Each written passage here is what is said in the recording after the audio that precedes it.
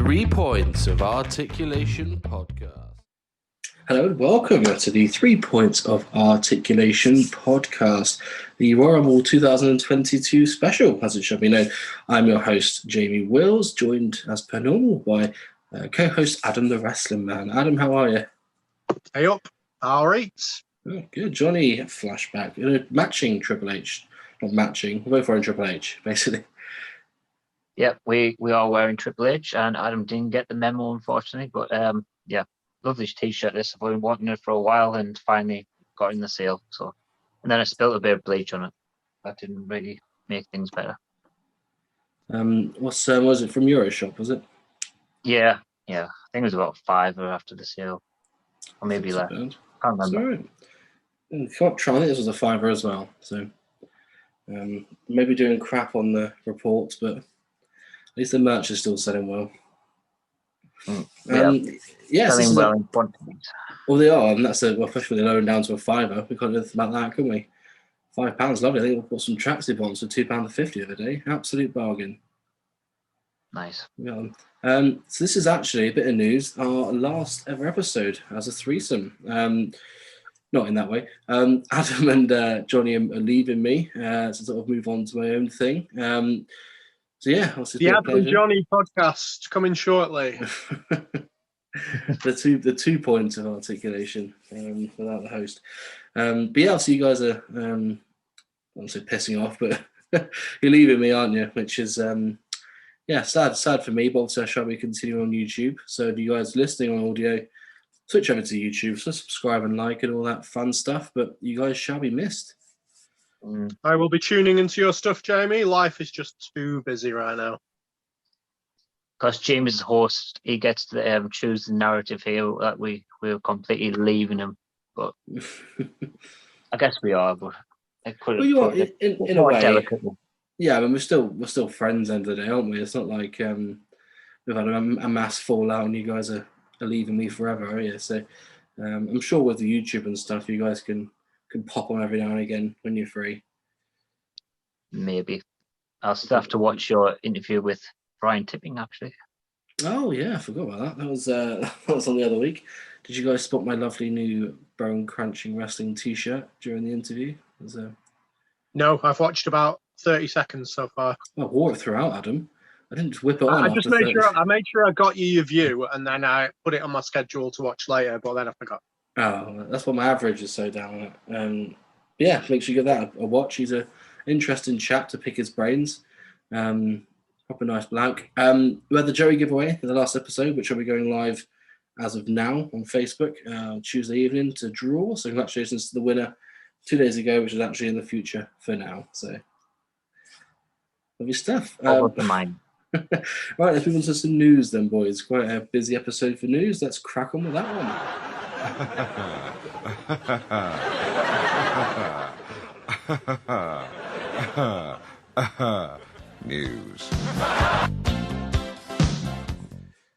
News world order time now, and rather than wrestling figure news, let's have a look at what you guys are doing news-wise for your wrestling careers. So, Johnny, you had an appearance over the weekend.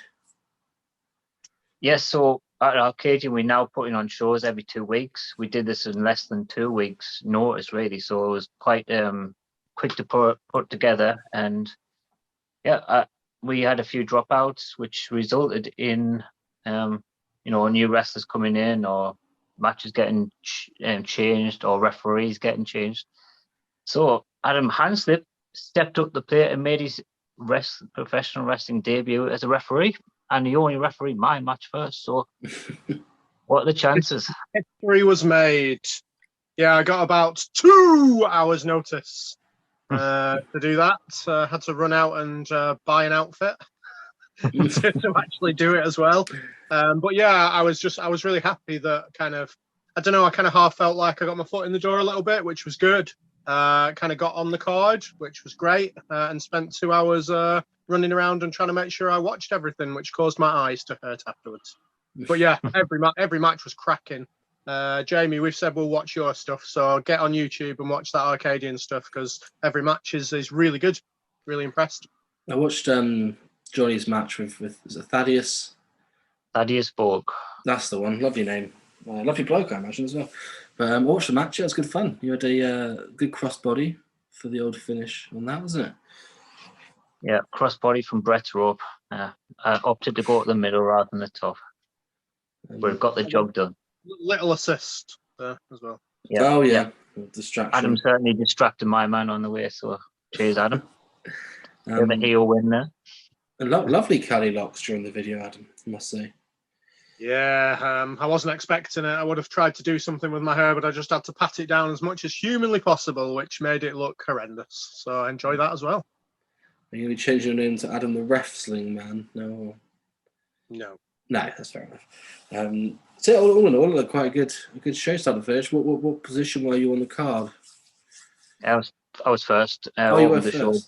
Yeah, opened the show again, and yeah, so it was Adam's first match in with Johnny Flashback. Adam, how did you find it on the whole? Did you looking forward to the next one? Yeah, it was good. It's just keeping concentration. That was the hardest bit, just making sure, because there's a lot of corner work in wrestling, a lot more than I realised, where the ref is needed to obviously get in there and make the 5 counts. And just keeping up with when they're out the ring, keeping up with when both men are down on the mat, which I think I missed once or twice. It's just the concentration aspect, but the actual referee, I was quite pleased. It went quite well, so hopefully I made a decent impression. I think you're the sort of the ideal person for it, though, aren't you? Because you've got quite a good attention to detail, haven't you? Whereas myself would be the opposite, and I'd miss quite a lot. So it's a good thing you live up there and not me. We could have done with your referee shirt, to be honest, Jamie. It's a shame you weren't up here. I gave one to a charity shop the other day. I'm having a bit of the old clear out, and the one with the upside down logo on it, which in theory I probably could have sent up to you, Adam. You could have. You could have. I could have been the Miz referee. You could have been the miserable referee. All in all, good fun. I watched the rest of the matches. I don't know who else. I probably wouldn't know anyone else in the card, would I? But I'll give it a watch. Maybe not. You might have heard of some on the groups and stuff, but FWL. Oh, you've got a new signing as well. He's a World of Sport. So Johnny Kidd, is he called? Johnny Kidd, yes. I mean, we had a session in the summer with like a seminar, and that bloke just blew my mind with the stuff he could do just off a whim. He could probably wrestle me to a good match without me even knowing what I'm doing, because he just put himself in the holds and stuff. He's that good. It was mental. So this match against Cabby, who's now our new trainer, he's got 20 years experience himself. So and they're both like very well versed in British style wrestling. So this will be a sellout. I think there'll be a lot of wrestlers from the Northeast wanting to come and see this. Yeah, and so it's gonna be packed, and I definitely want to be out there to watch myself. Might be one of those moments while the wrestlers stand at the back of the hall watching as it goes on to try and stop me. I think me and you'll be fighting to get on that card as well. I think I'm pretty much assured a place on any card. So not as assured as the referee. We can get Adam in there to ref it. But fingers crossed he gets into Chella's there about the legends of British wrestling shtick. Try and say that again. Yeah. It's not easy. They haven't made it easy for me, have they? Right, so let's move on to some Chella, actually. Might make it a nice little link. Adrian Street has a retro being released from Chella. Toyetic AF, I'm going to say. Comes with this lovely little robe and apparently a Miss Linda. I'm not sure. I'm not fully familiar with the pair of them, but either of you two, Adam, can you fill me in? I know bits and bats about Adrian Street. He did appear in NWA very briefly back in '85, I believe, of which I've kind of looked into bits and bats here and there about. But obviously, mainly the British scene. I don't know much about Miss Linda. I think that's going to come separately, I believe, based on what he said in his tweet. But yeah, just really Toyota. You think about your Gorgeous George and oh God, he's left me. What was that guy called in WWF mid 1980s? Adrian Adonis. Yeah. Yeah, Adrian Adonis. So you think about those kind of people, and people just craving figures of those type of people. So an excellent choice by Chella. I can't really add anything that I don't agree with there. So yeah, perfectly well summed up. It looks like it could be a really good figure, a good seller, and very eye-catching. Yeah, I think it should sell well. I think even if you don't know who he is, it's quite easy to Google, isn't he? And you can see it looks like a toy, doesn't it? So that's always a bonus for a toy. Axe and Smash, who are two people that also look like toys, have had figures revealed. I discussed very briefly with Tippy about it during the interview, about how nervous he was about drawing these two, because obviously they're iconic figures, aren't they, from back in the Hasbro days. Do you think this sort of thing's needed, like the repaints of the old Hasbros? I mean, is it the sort of thing that you guys want to look for going forward, or is it just a pointless thing? Johnny?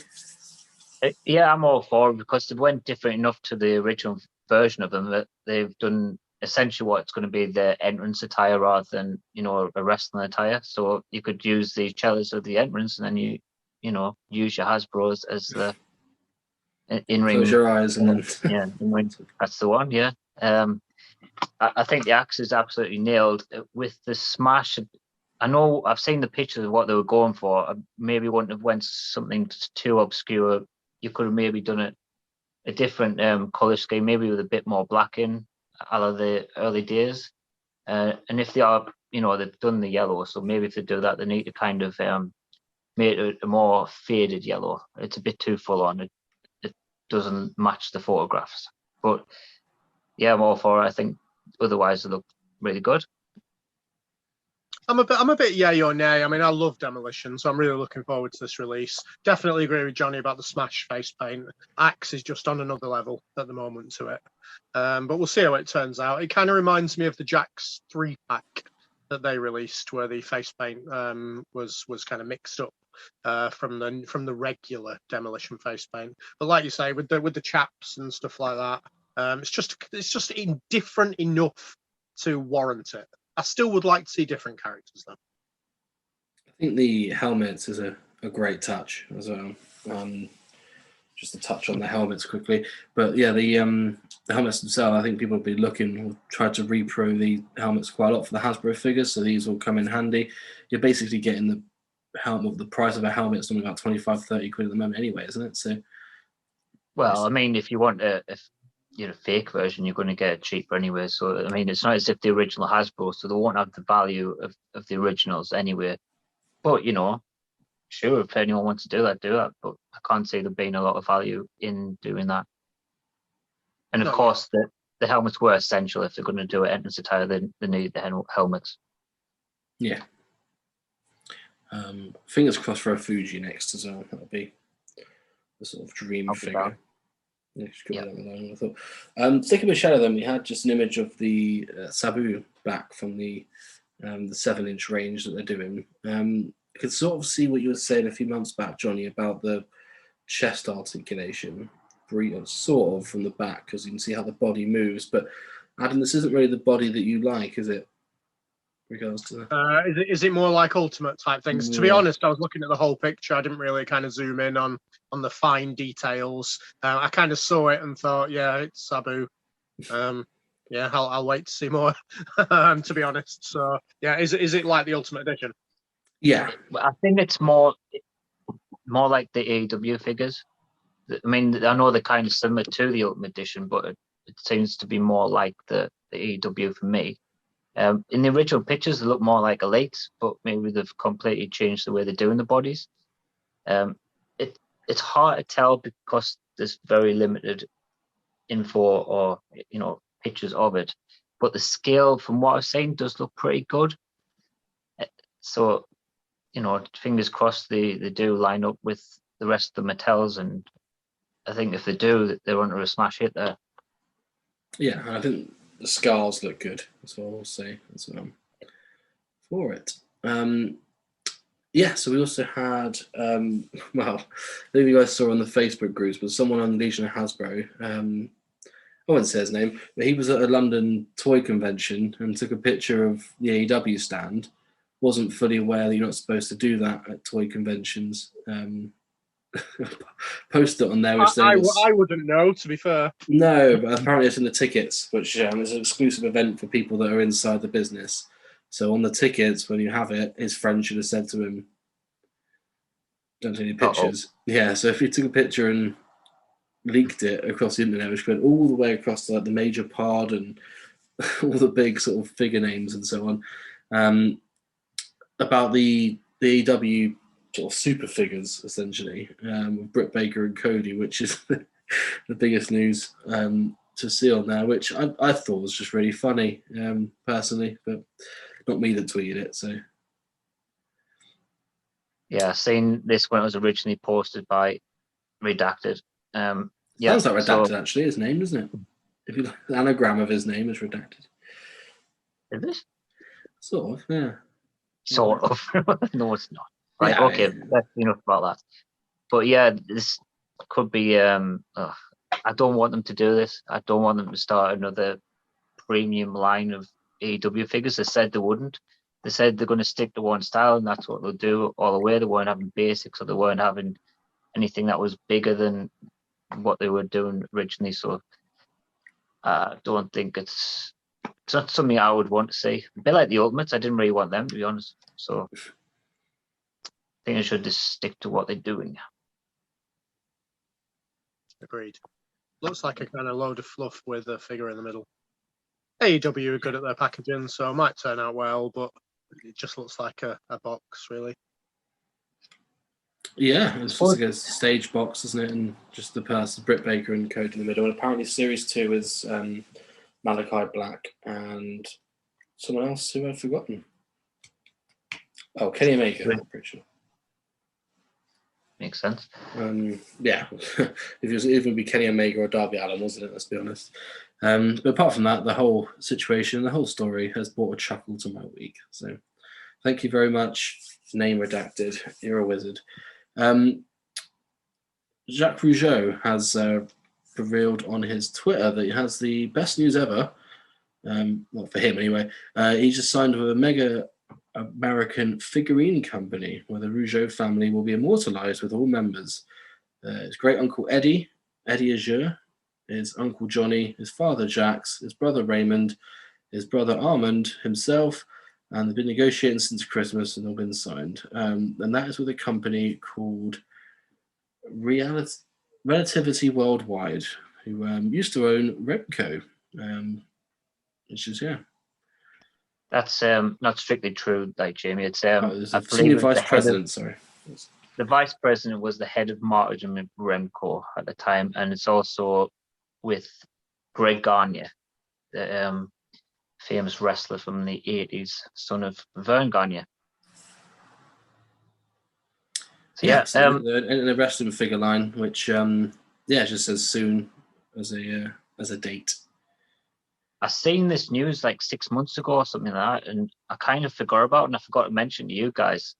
And obviously there's been nothing since then until this possibly even leaked information by Jacques. And it's interesting to see where they're going, what style of figure they're doing. You would think they're probably going to go down the Remco route with having the route towards the marketing manager of Remco back in the day. So could be that style, but you never know. In regards to the Rougeau family, well, Jack certainly Randy Savage himself into that one, didn't he? So remember back when Savage was alive, he wouldn't go to the Hall of Fame unless his whole family were entered. So it's kind of like the same situation there. Never heard of any of the others apart from Raymond, but I knew his dad was somewhat famous as well. But good for them. I'm happy for Jacques. He seems pretty excited himself, so all sounds good. And I'd love to see some fabulous Rougeaus. Which one's the Mountie? Jacques. That was Jacques. So fingers crossed we can get a Jacques figure. It's the dream, isn't it? A Mountie figure, sorry, not a Jacques. We're going to get a Jacques figure. Fingers crossed we can get a Mountie figure. Yep. Not in that line. Not in that line. But yeah, fingers crossed we can get a good one anyway. But yeah, I think when it comes to the Remco and because they're the ones that did the sort of knockoff looking ones, or the first wrestling figures they say, but they do a lot of knockoffs towards the early 90s, didn't they? I don't know if they did them, but there was a lot of knockoffs that were, presented like that. Yeah. Oh, okay. All I see is like Remco knockoff. I always associate with the old gladiator style figures and stuff, but yeah, they're the ones. They made He-Man, I think, in the same style. So. Oh, okay. Well, there is a market for that sort of thing, especially with the Motu figures coming out. You never know. As I said, it's just speculation at this point. We could be doing 7-inch figures. That would be good. Would love it. Brilliant. So, yeah, that's everything for Newsread, boys. Did I miss anything? I think don't think so. No, maybe. Brilliant. Probably. Well, we got some retros came out. Oh, the retros did come out. Forgive me, I sort of didn't notice of all the thousands of screenshots that you see everywhere of people's orders. Newsflash, we'll probably believe you if you said that you placed the order without a screenshot. Yeah, did you guys pick any up? Not me. I did. I was in the middle of planning a match and my alarm rang and I thought, yeah, I need to go and order these retros. Like, hold on a second, I've got something very important to do. So instead of planning the match, I went and bought retros. I was sat at home doing nothing, so you very much could have easily just messaged me and said, "Can you get me some retros at 5 o'clock or something?" Never mind. But it was pretty easy checkout actually. I thought it was going to be a problem because I did put them in to basket and it said, "Joe, you're in the queue to pay to check out." And I think, oh God, how long is this going to last? But it was less than a minute, so it was all okay. Went well. And they were there for a good 5.5 hours, so. Yeah, I went back like a few hours later to maybe see if I can try and smuggle a couple of other sets, but they were sold out by that point. One guy complained on the group that everyone was buying two, and the 5.5 hour window wasn't enough, but what can you do? Probably could have easily bought a lot, and as we've seen, a lot of people have probably bought them to sell on, because they're already up for pre-ordering on eBay and stuff, but it's the name of the game. They're going to be well sought after and pretty valuable. Yeah, it wouldn't surprise if they did another restock at some point, but could happen. Yeah, I wouldn't surprise. They haven't limited the numbers, so and the new itself. Wave 1, anyway, not Series 11 of them. So that's a mistake. Yeah, it doesn't affect our retro review from the first run we did. But very, very, very strange decision. But yeah, let's move on to some pick me ups then. Speaking of buying stuff. Yep.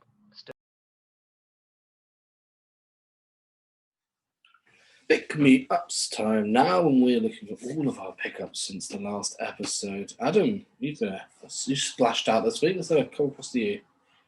Yeah, just a very quick one to start with because you two have already showed these in the past, but they have now arrived in my greedy mitts, along with the signed photo, personalised to myself, by the 3 Joey Knight figures. I've done a Jamie and not taken them out of the packaging, so they do not show up nice and well on here. Got the 1 of 100 in purple, and I've got the green as well. I will just say that they are my favourite purchases of the year so far, probably for quite a while.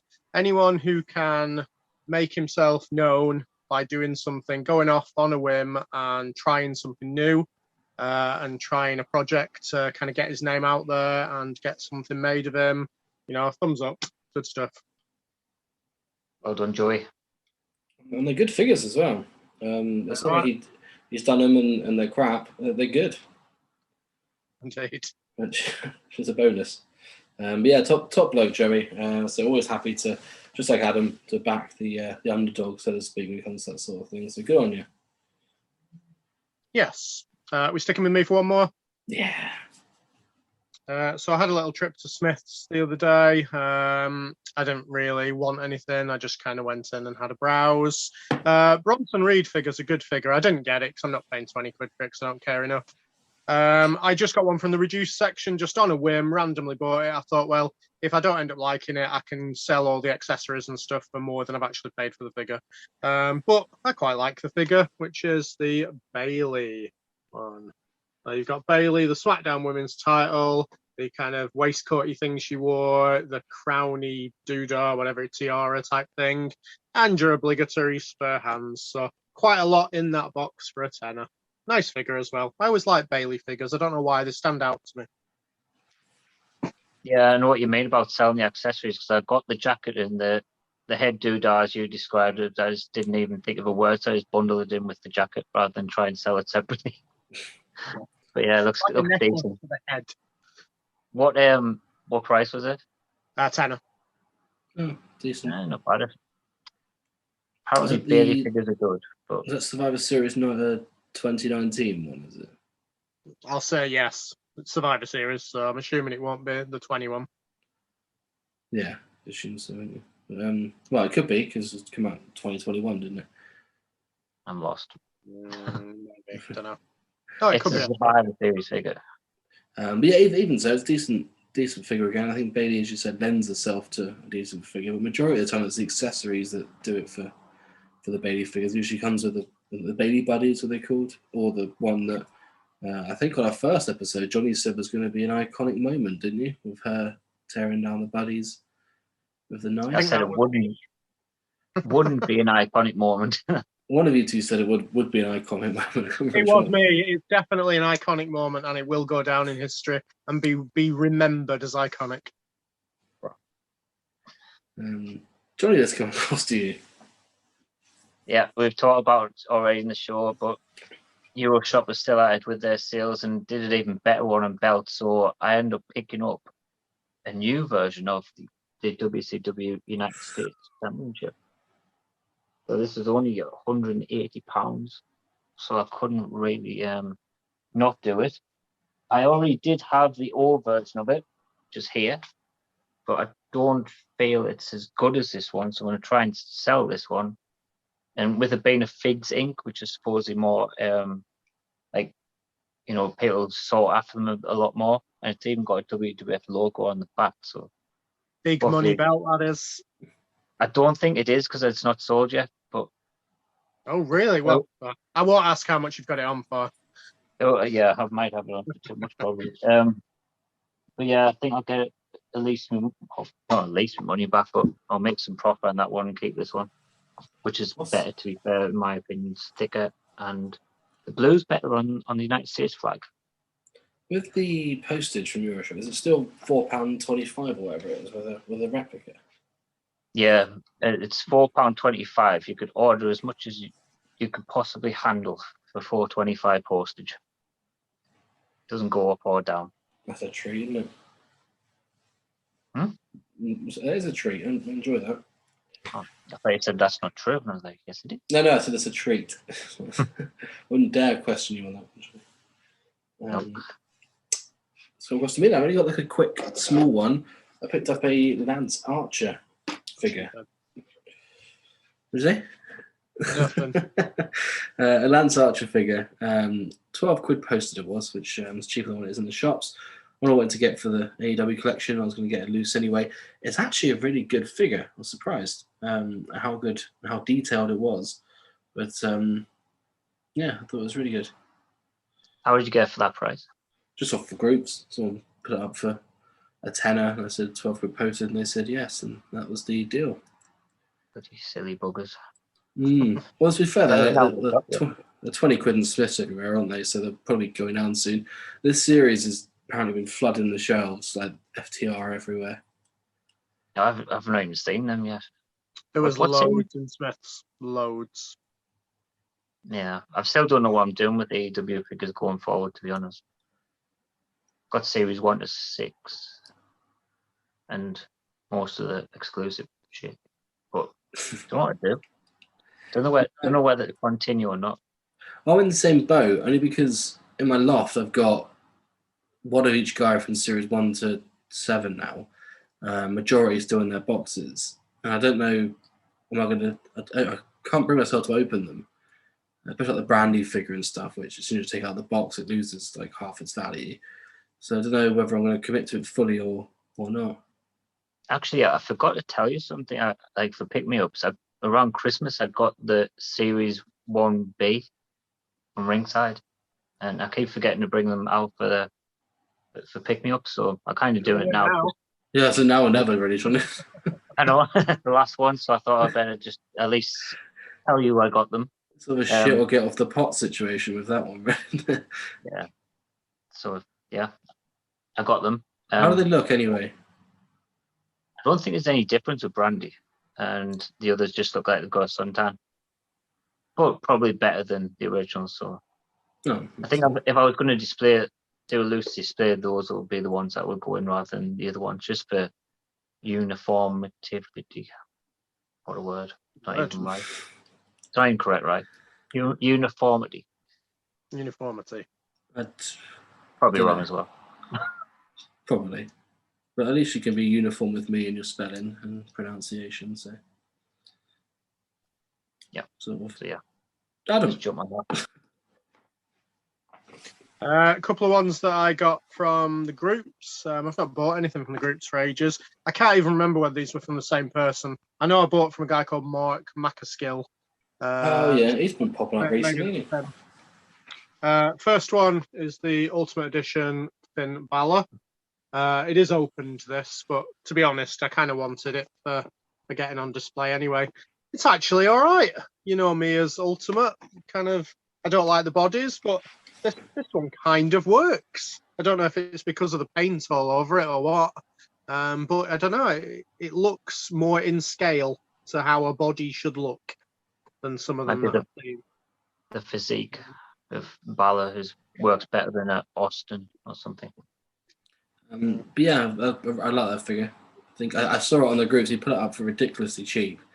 For some reason, that figure was shot up. It used to be, I think it was 15 quid in some places. I think I got mine for 20.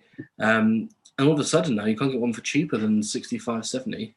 Yeah. I mean, this one won't be worth that much because it's opened. But... Yeah. And the other one was just signed figures. I like them on occasions, but I'm not too bothered about them. But I don't know. This one just took my eye because it's the same kind of signature colour as the attire that he's wearing, which was AJ Styles. Who knows whether it's his real signature or not. But yeah, I quite liked it. Quite liked the look of the box. And again, it was ridiculously cheap. So yeah, I agree on the sentiment of the signature being the same as the attire. I saw someone post up a Gold Dust retro, which was signed in a silver pen.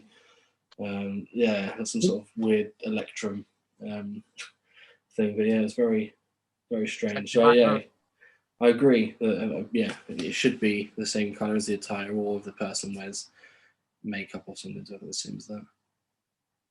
Can I disagree with you? Yeah, sure. You're going to bring us out your Bret Hart signature. It didn't have pink on it. I think it does kind of work when you get a different colour sign because you can see it better than you can. Because if you just get it the same colour as the figure, then it blends in with the rest of it. And if it's on the wall, the signature is going to pop if it's a different colour.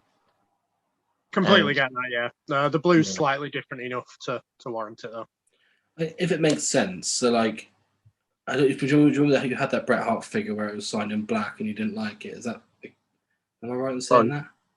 Yeah, I wouldn't have minded if it was signed in silver. In fact, I think with that Bret Hart itself, I would have wanted a pink, but that's because the whole box was pink, and I think it just would have worked better. But I mean, if you look at the King of the Ring one as a prime example, if that's in purple or if that's in pink or even in black, dare I say, that would look fine because it sort of matches and sort of doesn't at the same time.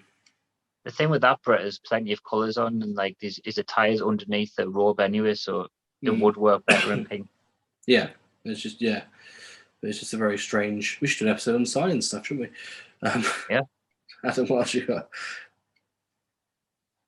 Last one. It's probably apt that I end with this one, which is a win. Oh. A competition win in the good old FWL. I won my own competition.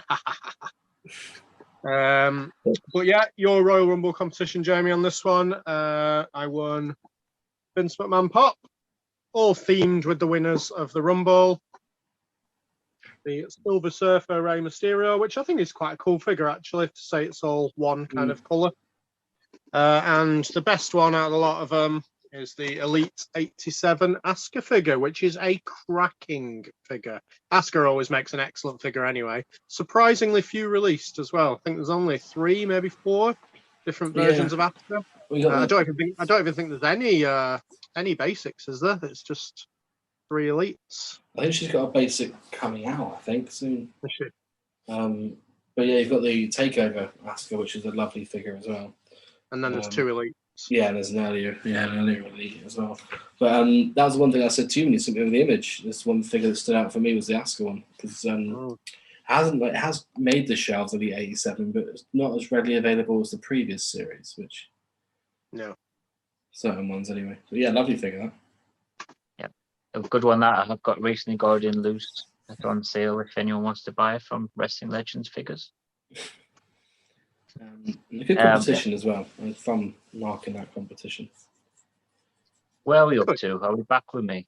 We're back with you. Well, can I shock you? I picked up another replica belt. This time it is the dual-plated winged eagle. So it's in 2 different colours there, silver and gold. This sort of represents when Randy Savage won it, or around that era anyway. So it's like 2 different sort of, it's like metallic silver under, and then the eagle's all gold. All these fine details. I never even noticed these kind of things. Yes. You've got one behind you, haven't you? I think it's a better quality. That's the all gold one. Oh. So it also feels like a better quality sort of strap as well. It's much more floppy.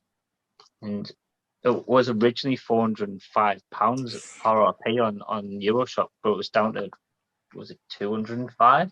Bloody RIP if that was me buying that. So absolute bargain. So I think it was like 230 a couple of weeks ago. I regretted getting it, and then it went even further down. So I'm very happy to get this one. Win-win. So will you keep that as well as your original winged eagle, or will you display it instead of? I think I'll keep both of them. Yeah. Because they're different eras, really, aren't they? Yeah, I believe that all gold was used throughout the 90s. And this was kind of the 80s version of it. I don't know exactly. Something like that. I always see Sid wearing the other one. Well, I picture Sid wearing the other one. Sid and sort of Brett and Taker and so on. Hey, it wouldn't be the first person that popped into my mind to wear the winged eagle. I don't know what it is. I think I've been watching a lot of like 96, sort of 97 WWE recently. So Sid I always thought was one of my favourite guys at the time. So it always one that pops into my head whenever I think of that era. Strange. That's very strange. Apart from that, I haven't mentioned, but I also bought from Euroshop these lovely shorts. I don't know if you can see them. Probably can't. Ravishing Rick Rude chalk line shorts. They're now doing the full length trousers in them. You want to go the full hog and get all the women for yourself. I'll just get the tights and wear them for a match. Yeah. Ravishing flashback Fenton. Lovely. Retro Review is up next. All done for our pickups. Yes. Did you not have one more? Was that it? No, I only had the old Vance Archer, what it's called these days, and the shorts and some other bits and bobs, but nothing really worth mentioning. But yeah, move on to some Retro Review. RETRO. It's the final Retro Review, Series 11 of the WWF Hasbro's. Been emotional, the whole series. I've enjoyed it. I'm sure you've all enjoyed it. Johnny, let's fire across to you. I didn't really update us last time with how Series 9 did, so I'll do it now. The best of Series 9 was Jim Duggan, and he's in at number 21, so he didn't even make the top 20, none in Series 9 did. Series 10, obviously the top one, because I think there was Legion of Hasbro was actually number 1 out of all figures. which was the Razor Ramon from Series 10, but in our charts, it only scored in number 15. But yeah, we'll be the bad guys. Well, you will be. Yeah, me especially, but yeah, I've got my reasons and I stand by them. So yeah, Shawn Michaels still at number 1, Boss Man 2, Warrior 3, etc., etc., and we can roll into the final series. Good. You know what, Johnny? Good on you for standing by him. I think if it was me doing it, I would also stand by me. So that's good. Full disclosure, Series 11. I don't have any of these, so there's a shock. If you had some, sold them, because you definitely had Ludwig. I know I had a Ludwig Borger at one point, but I'm not keeping that, if you're honest. Not because he's a racist, but because it's an expensive figure that should be wasted on me. So yeah, as a kid, Borger is the only one that I ever had. So my emotional attachment on these is not good. So we'll see where that takes me down points wise. It'd be great, Johnny, if you could detail them then for us before we go, because you'll know a lot more on these about than us. I'll try. So yeah, we'll start with 1, 2, 3 Kid. So he's in the action as the same as Rick Rude, Ric Flair, the one that everyone absolutely loves. His decor, I feel, is quite good. I think the Kid in the middle, which you can't really see because of the arm, but it's done quite well. It's pretty accurate to how he had it. It's got 1, 2, 3 down both legs. Oh, sorry, down one leg. No, across the figure. It goes from the right leg all the way to the crotchal area, and then 1, 2, 3 on each leg. So there's a fair bit of points of decoration there. So can't argue that. I think the body actually works well because he is quite thin, and you know the action's crap, but the body's quite good, so it looks like him. Head's a bit elongated, I would say, and it also is not quite right, and mine's gone completely white, which is quite common as well. I don't want to fork out for another one though. no, they So cost there's all more. the details. They cost more than my car, which is embarrassing, but it's true. There it is. Thoughts? The head's shocking, isn't it? Yes, it is. It is shite, which is reflected in the comment from Philip Dunnett, who said a 2 shite was his. Philip has a lot of comments that sound similar to that. Yes. Is he from up north? Is he? I think he's from the Newcastle area. I think. Yeah. That makes sense. Not sure where. So sorry, 2 shite. Was to Philip's comment. But yeah, let's go on to a longer comment. Let's go with Shafi, who said 7.5. Agree with everything Diddy said, which we'll get to in a second, about the body, but the move makes no sense. Philip Dunnett has also commented that and said that looks like one of the things from the Grinch, which is better than his previous comment. But Gavin has put the body really suits him well. Best out of all the figures to have this mold. Love the colours as well. I know people that don't like the face, but it's not as bad as they make out. Which I reflected it. It does look like him in a way, like hair-wise, maybe around that time. It looks a bit like a prefect at the same time, but you see, I can see what they were going for. Let's put it that way. Didn't work. I guess what they were going for. I agree with what you just said. It makes sense, to be fair. Could the action on display also be doubled up as kind of almost his karate stance? Because I can forgive it if it does. Because if you go kind of like that, he always like An Aldo Montoya custom album, are you? Maybe, I don't know. You can get away with that. Yeah, I see what you mean. Sweep the leg, Johnny. Yeah. That's a kind of interesting way to look at it, Adam, to be fair. You'll have to have his head pointing all the way around, but you can't seem to, get it further than that. But yeah, good shout that. I have bumped up a couple of decimals, I think. Yeah, possibly. It hasn't, but yeah, I think it's a good point. I haven't looked at it like that. I always just go with how it's displayed in the box, really. Because what was his finishing move back then? Was it the crossbody or was it like a spin kick? Or Moonsault, wasn't it? oh, that's what he pinned Razor with, wasn't it? Damn Razor, didn't he? Highlights. I'm going to give it a 6.2. Wasn't going to go straight 6, but I don't want you to ever go at me because of 6. I'm not much higher than that, to be honest. I do appreciate the detail, and I don't mind the style of figure, and like I said, with the stance. But the head is just terrible. It cannot be an average figure because of the head, unfortunately, because it's that bad. So it'd be a 6.5 for me. I'm going slightly higher, and this is probably because of you, Adam, and it's 6.7 for me. Because of this karate stance new theory that we've got. Right.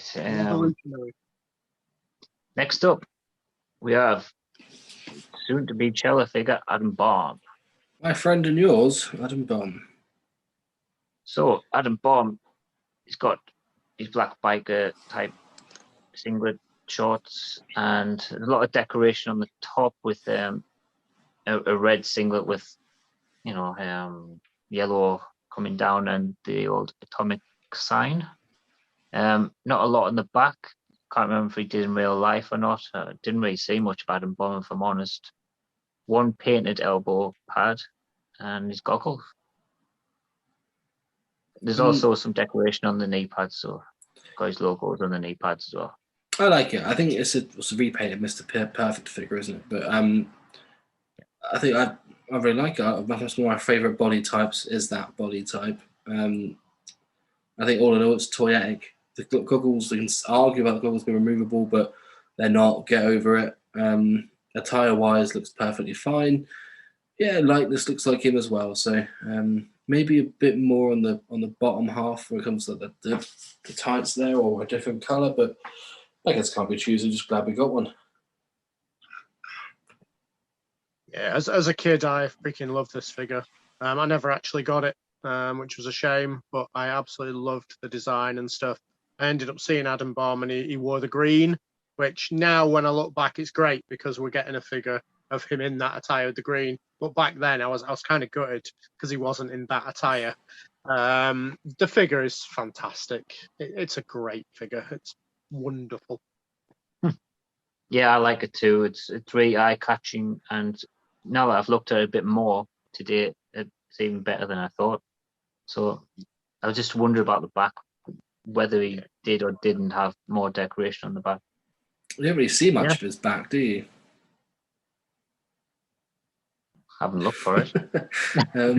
Yeah, anyone's back. Yeah, I know, but like every time I can picture him in, if he's in like a tag match, he's on the far left of in the baby faces corner. Yeah, strange. Never really noticed it, but yeah, I don't really see his back that often. Maybe I'll DM him and ask him. Yeah, do that, Jamie. I'm sure it'll block you soon after that. Yeah, it's just as mental as me. LOH. Jay Moore has put near perfect to me, colourful and a great gimmick. The one I never had as a kid, but was on top of the list as an animal collector. Adam is that duh, and then he's put a bomb symbol, emoji, whatever the kids are referring to at this day, and age. And Adam Mugridge has put 8. Really cool figure, great details, the goggles, biohazard sign on the chest, beautiful colours too. So yeah, it scored quite highly, this figure, which I'm quite happy with. Probably deserves it. I'm going to open the score at a straight 9. I'm in the ballpark. 8.8 for me. As I said, I think it's just missing a couple of green bits on there, is what I'll say. In an ideal world, but it's a good looking figure, so high 8s for me. I can't come up with much that I dislike about the figure. I don't like the neck. I don't know why. I just don't.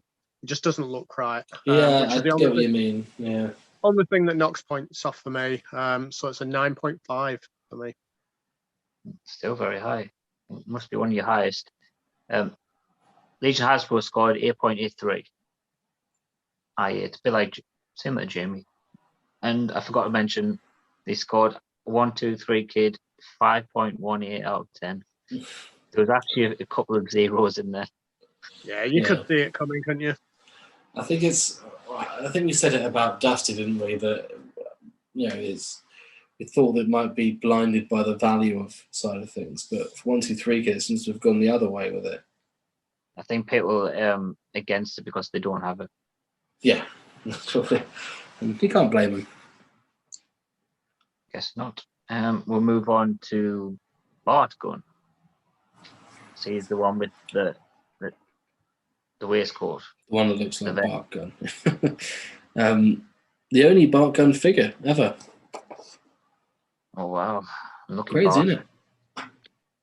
Got a feeling that with all this stuff popping up, you might see him again. I think he's maybe perfect for the old BCW line. Yeah, Jamie. Yeah, I don't know if that name will ever catch on, but yeah, I think it would look perfect in that line. We haven't got a rockabilly in that line though. We've got similar, but easy to do a custom, I guess. So yes.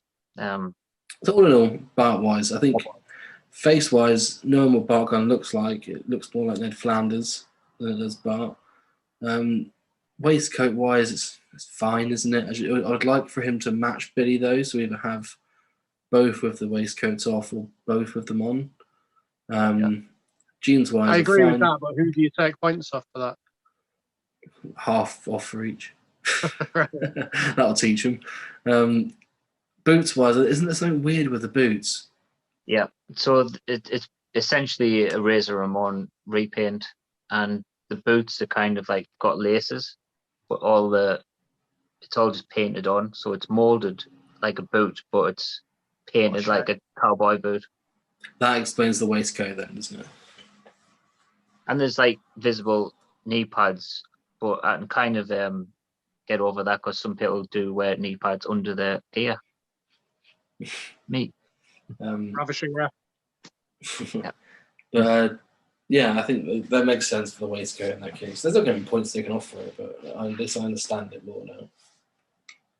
So I don't know. I mean, maybe if these were a bit more weren't as expensive as they are, you could buy like 2 of each and do a head swap. So you could have like an entrance attire like a la Bart, and then you'd have the in-ring like Billy. But obviously with them being at least £100 a pop or whatever loose, ain't going to happen, is it? No, that's not. Even for a tenner loose each, I'd not do it. But I still don't think it's too bad though. I think it's better than the one coming up, spoilers, but yeah. All Legion of Hasbro comments just seem to be a lot of like 7, just a straight answers and then just an alright figure and stuff. Patrick Ayres has put Bort should have headline Mania 15, forget about The Rock, but this isn't anything special. Just basically referring to the Brawl for All, but he hasn't marked the figure down for that. He's just given it a 6. Adam, what's your views on the figure? I mean, it's just exactly what LOH have said, to be honest. It's a plain figure, really. We've highlighted faults with it, so there's definitely faults with the figure. Let's face it could be anyone's face with a mustache drawn on. Doesn't really remind me of Bart Gun other than it being in the attire. If you gave me the head without the hat, would I know it was him? Not really, compared to any other mustachioed man.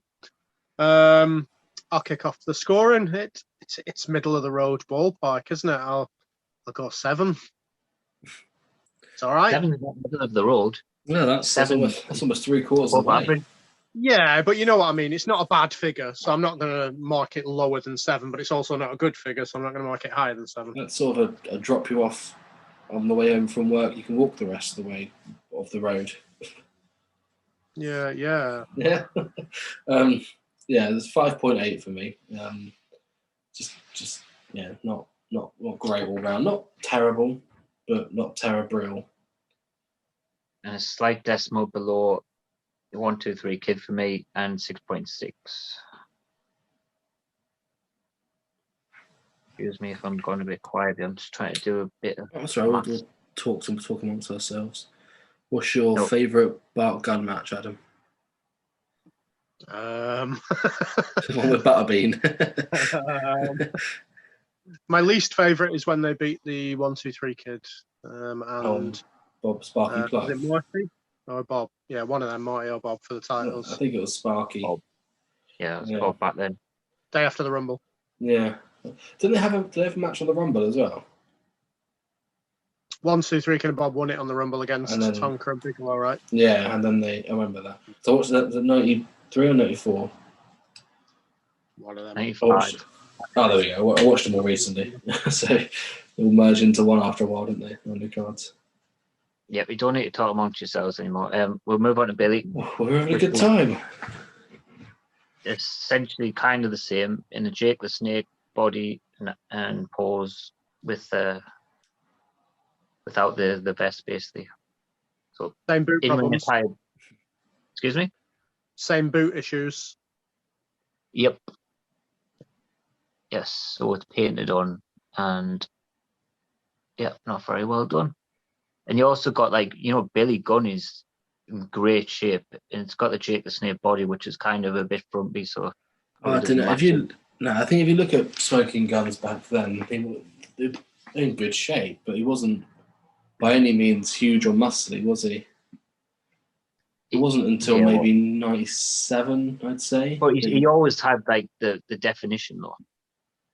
Yeah, Maybe he wasn't as big as he was in the late 90s, but he was still in great shape. You could maybe have swapped them around. I think they've maybe done them the wrong way around. Yeah, I think the body looked good on Jake. He was nowhere near the shape that Billy was in. So I guess I get what you mean. But I think it's a poor choice for a body, and the face it just looked comical. To be honest, it just doesn't look like a human being really. I can tell that's Billy Gunn. If you hold that up, I can tell that's Billy Gunn from the Smoking Guns. I couldn't have done that with Bart. it's not as bad as his bending. Hair orange. Oh, I agree with that, but I could tell face-wise that is Billy Gunn. No, I don't know. Bad This face is a Billy terrible Gunn. condition as well. Let's have a look at what Legion of Hasbro said about Old Bill, shall we? Chris Reddy has put a thorn in my side to get and a really simple design, and he's given it a 7. Daniel Ahmed has put 6, not great, and wouldn't be bothered about owning it if I wasn't going for a full set. And Kev Booch has put just average 5, which is thanks for that, Kev. Nice one to get off the internet for a bit from being catfished from people online, which is nice. Yeah, it's 5.8 for me. Similar ballpark, I'd say. It's better than Bart for me, but it's not as good as any other figure. I'm going to say 6. I'll go with 6. And go on, Adam. Yeah, the head rescues this figure. The body, I completely agree with everything you're saying, but it doesn't rescue it enough. So I'd actually put it slightly behind Bart on this one, so 6.8. Yeah, I definitely think it's behind Bart. And Legion had sorry, wasn't listening, so I didn't realise you were talking. Oh, that's right. I think mine was only a little quip, just saying that you were doing a smoking gun to your head. That's what it was. It wasn't massively important. Yeah. Never is. Only Billy Gunn.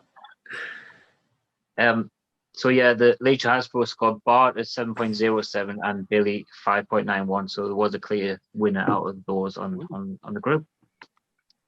As we move on, Evil Crush. Evil Crush. So this is a weird figure for me, only because I love the original Crush so much, the Series 7. I actually never owned this one. It still looks like Billy Connolly. But my favourite thing is how they've managed to turn it from Happy Face Crush and sort of kept the same look, but now he looks evil, even though it's the same look. Which I think they've accomplished what you said. Yeah, you're right. Yeah, which is a testament to their creativity and how cartoonish it is. So for that, I think they've done well on it. The logo is pretty nice. It's if you get a good one, it's well painted. You know, it kind of pops, unlike the silver on some other figures. I think they've done well, but the rest of it's kind of a bit there.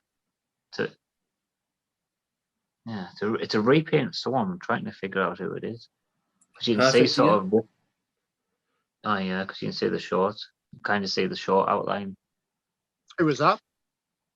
Mr. Perfect, I guess, because you can see where the shorts sort of end at this point. Majority in that stance seem to be a repaint of. It could be a repainted Joey Knight figure in the time machine, couldn't it? Joey. They seem to all be that. It must have really cut some corners to have this and Adam Bomb, so 2 repaints of the same figure in the same series. I guess, the last series is always the cutting corner series. But this is the you can recreate that famous WrestleMania 10 weird, strange full count anywhere match between him and Macho, can't you? Yeah, that was a very strange one. It's very strange weird. rules, but it's not like WWE don't have strange rules. We may get around to talking about. They had a better match in Blackburn Ice Arena. There we go. The famous match.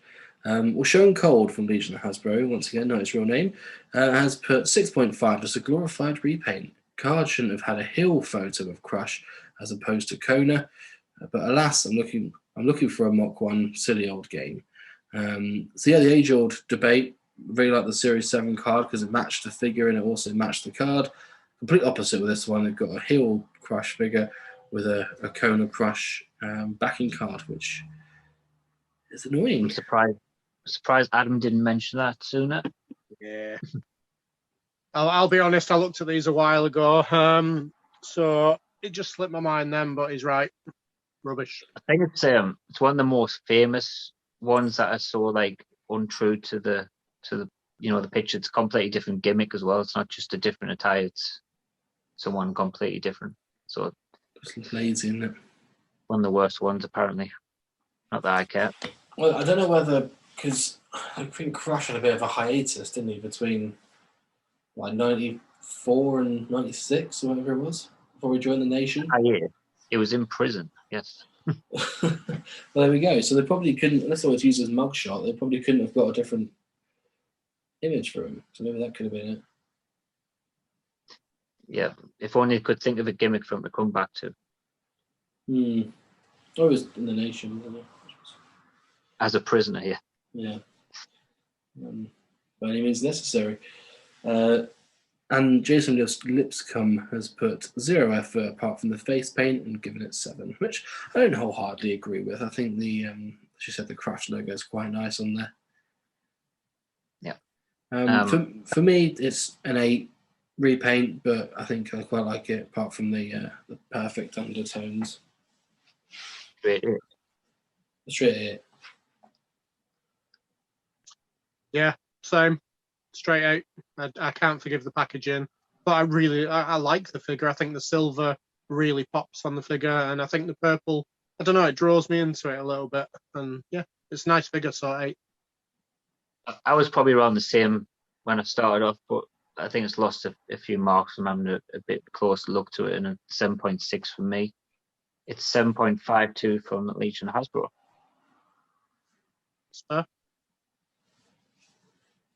And second off last, we have the Nazi-loving Ludwig Borger. Seems to be what everyone says about him. and if we're going to go a little bit for laziness, the boots are, they've even painted skin tone over boots, so you can see laces on what's meant to be skin. It's a repainted Hogan one. But it's got some nicely painted knee pads, and I think the decoration, the attire is pretty accurate and well done. Some gloves, and the face is quite good. Just the boots are kind of let this one down. Yeah, I think as a figure, it's one of the ones that everyone always says about the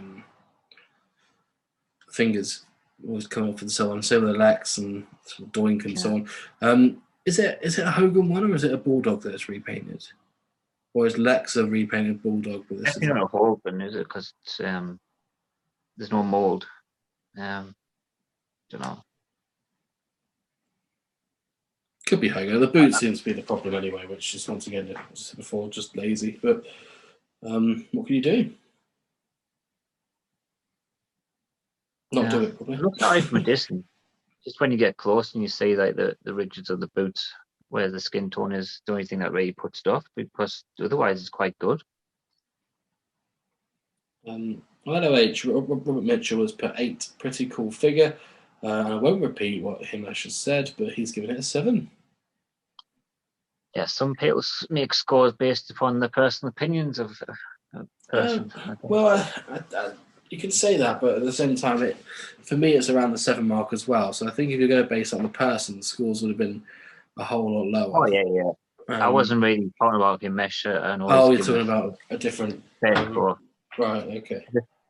You know, a figure's a figure. It doesn't matter what the personal circumstances of said person. Yeah, exactly. A Chris Benoit figure's still nice, isn't it? Can be. Yeah. Adam. Yeah.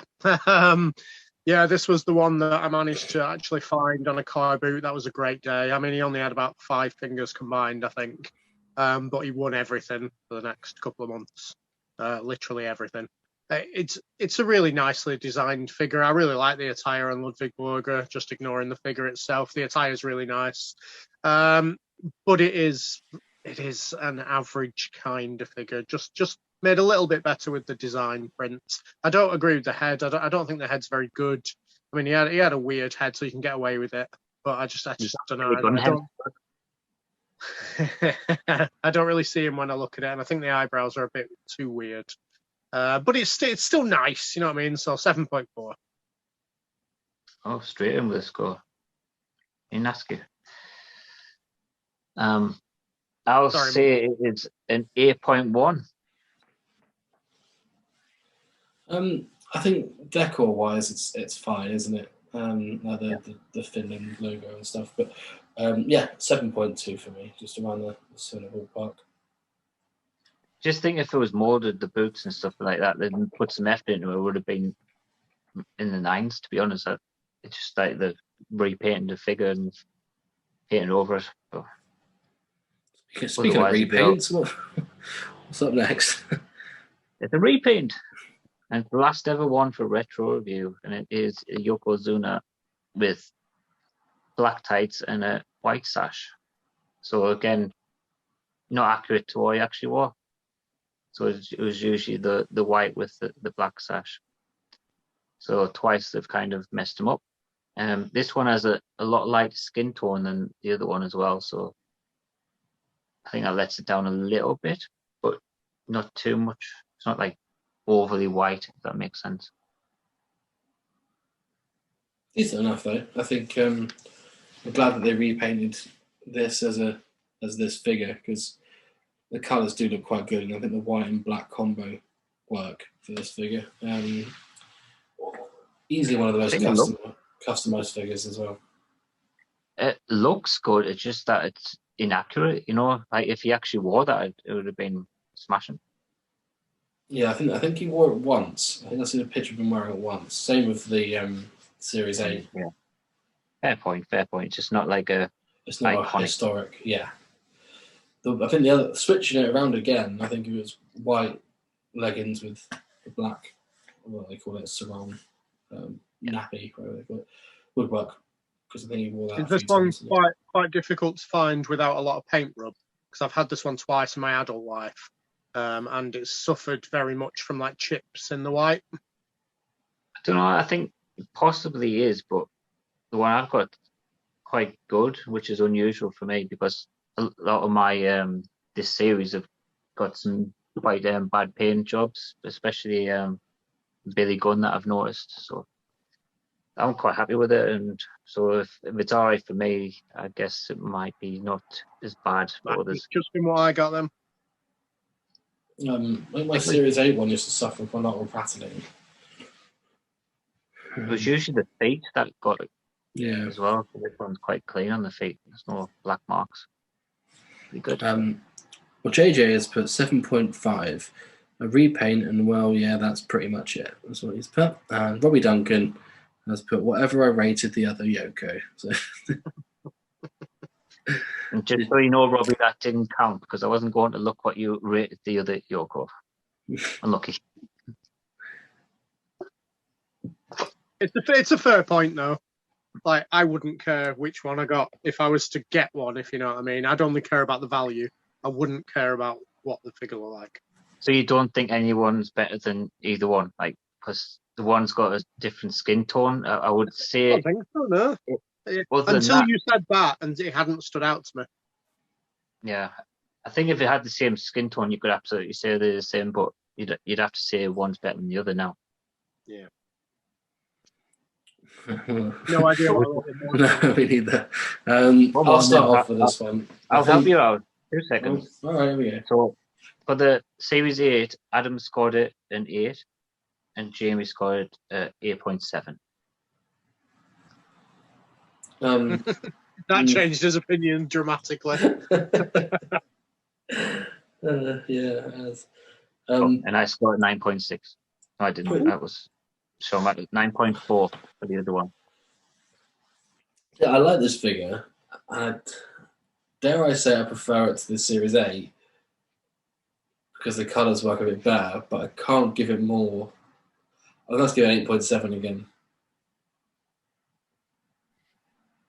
No, I'm not accepting your answer. You either go one way or the other. That was a cop out. He had about 8 planned in his head before that. It was. No, it was higher than that. It was. I wasn't 8.4, but I can't do that.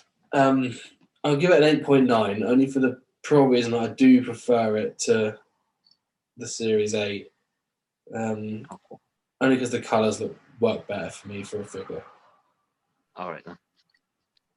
I know Yokozuna in red, so I know the other one wasn't, exact or anything. But when I think Yokozuna, I think red. So the red is better. It's still a good figure because it's Yokozuna and it's a different mold. And it's always going to be toyetic. So I can't go much lower than the one in red. So we'll go 7.8. So we'll start singing the Yoko in red to me then. The Yoko in red. So we have officially scored every Hasbro, minus a couple of mailaways which didn't deserve it. So Did you score, John?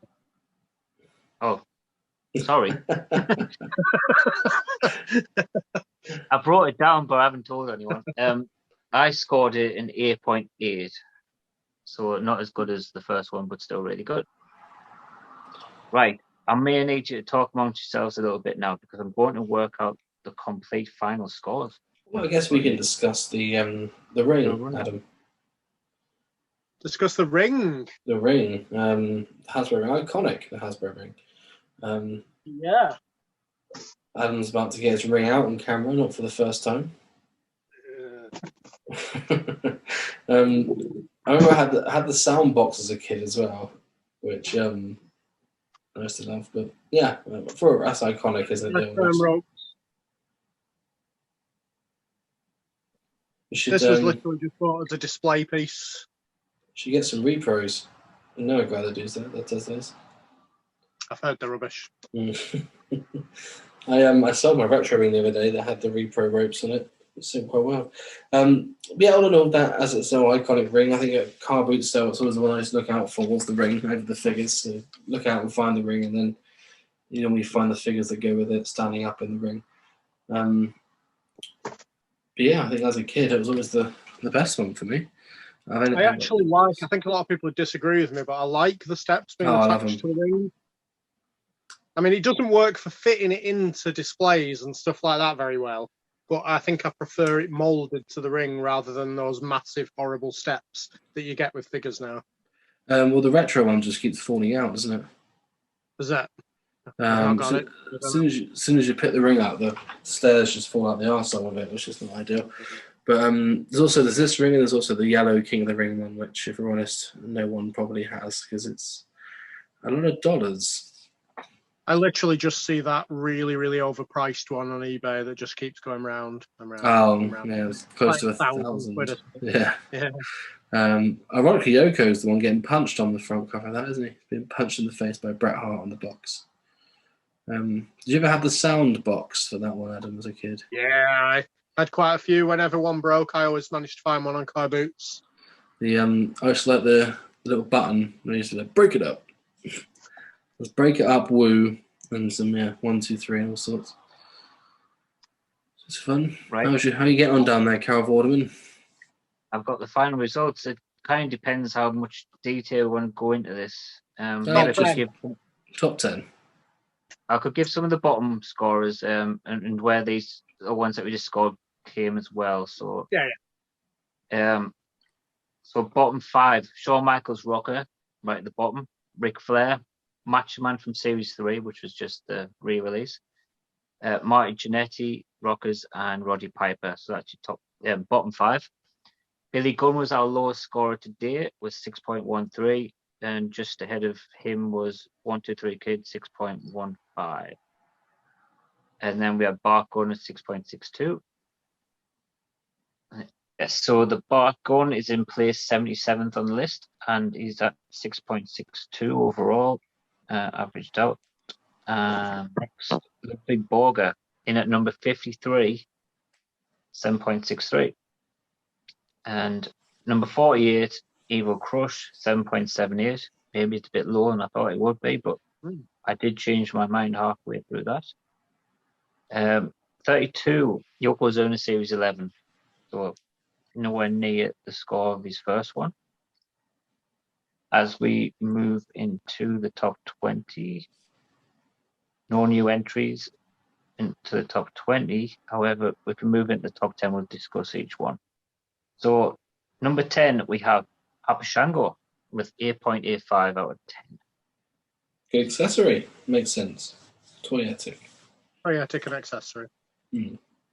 And I just mentioned him, Yokozuna from Series 8, 8.86. And next up, the iconic Series 1 Hulk Hogan at 8.98. Some may think he'd be number 1, 2, 3, but wasn't meant to be. I think, yeah, if it was the only Hulk Hogan figure, maybe, but I think because there's got so many. Maybe. 3. At number 7, we do have a new entry, and it is Adam Bomb with an overall score of 9.03. He will be delighted with that. Yes, that's our new scorer. And as we move in, top 6, Ultimate Warrior from Series 3, which I think is one of my favourites. Maybe I think I scored that higher than anyone else. Maybe? Purple Warrior. No, that's the... Actually, no, that's the one I didn't like. I'm getting confused. One of them. I'm probably the reason why it's at number 6 and not higher. Number 5, Honky Tonk Man with his guitar and his lovely suit. And his Cadillac. That genuinely shocks me that he's finished that high. I think he was. It was in the top 3 for a bit, wasn't he? Oh, yeah. I just think I would have thought a lot of people would have voted more. I know we don't want them to, but I think a lot of people would have voted more with their wrestlers and with the memories of their wrestlers. Whereas although he is iconic, I don't think Honky Tonk Man really rates highly on a lot of people's best wrestler lists. So to get a figure in that, I think, must have been an ace figure. Well, to be fair, we are 75% of the score, so maybe that's where it's all come from. Number 4, Hulk Hogan from Series 3. So that was your top Hogan scorer with an average score of 9.21.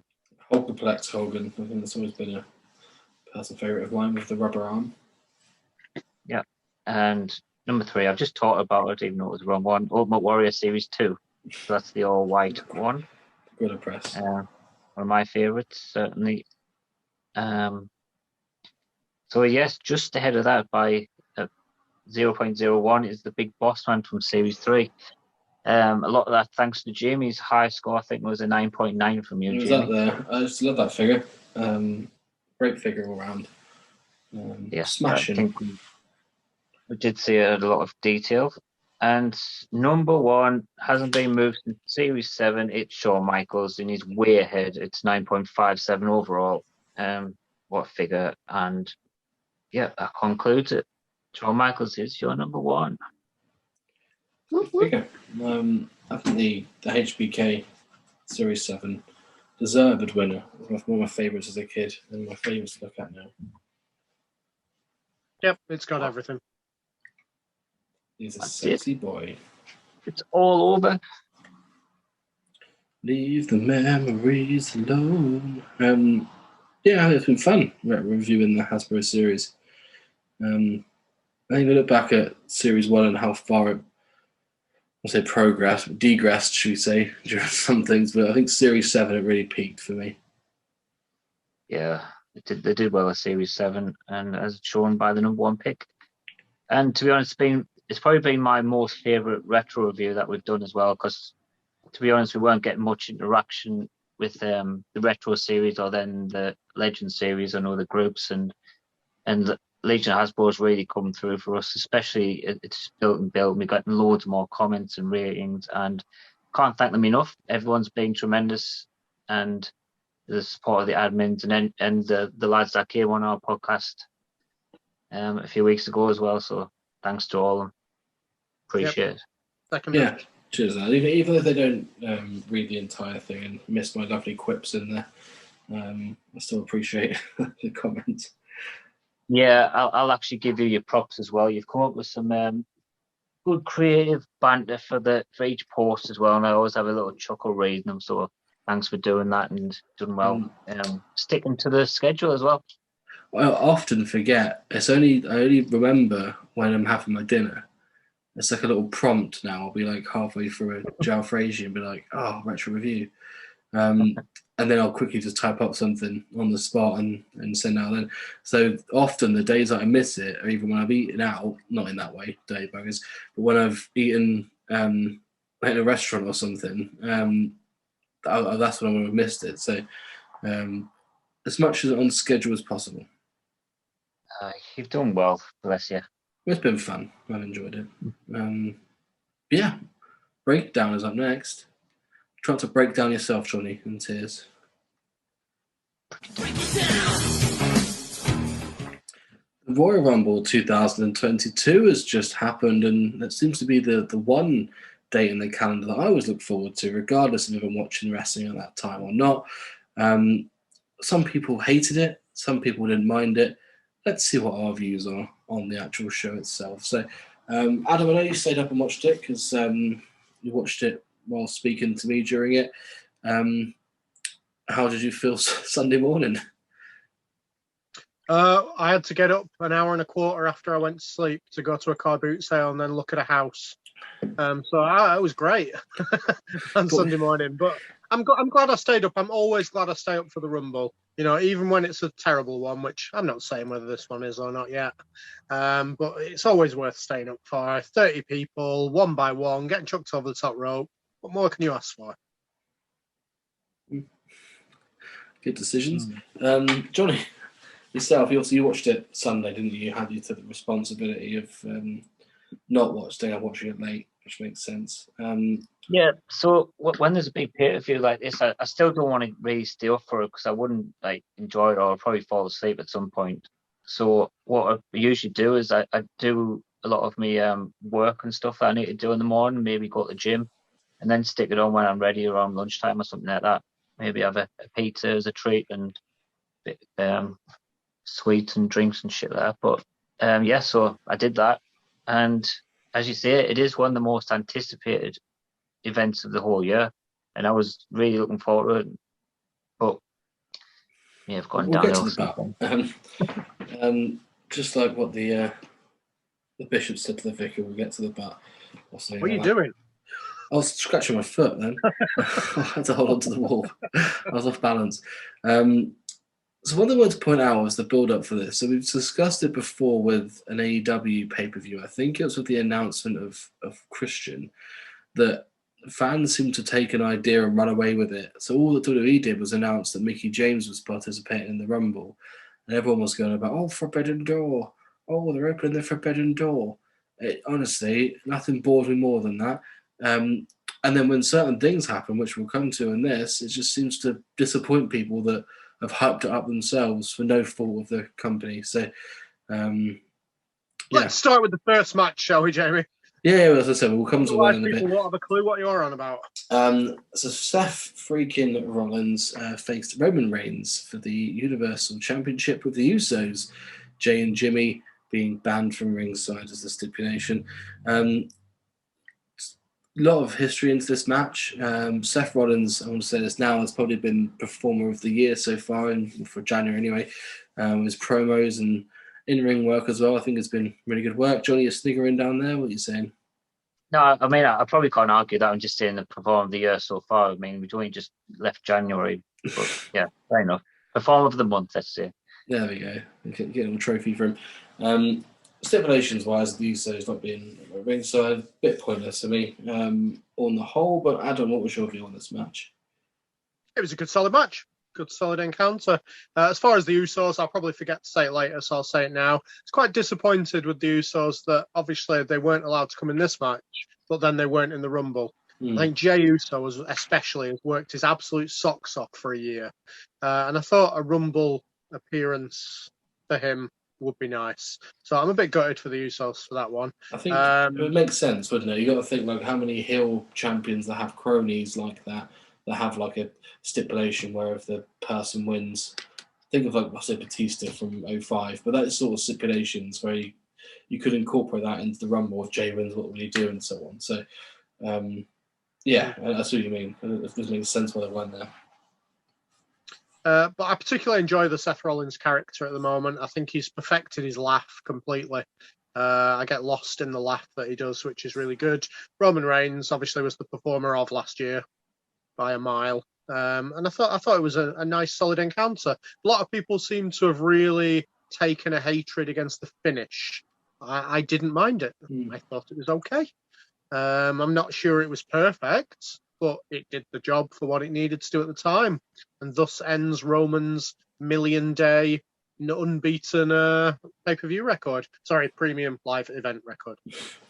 Do you know, obviously, the start of this match, Seth Rollins came out to the Shield music, which obviously got an instant reaction from the crowd, and come out the Shield gear with the entrance through the crowd and the flip over the barrier and so on. Did you like that? Did you like the match?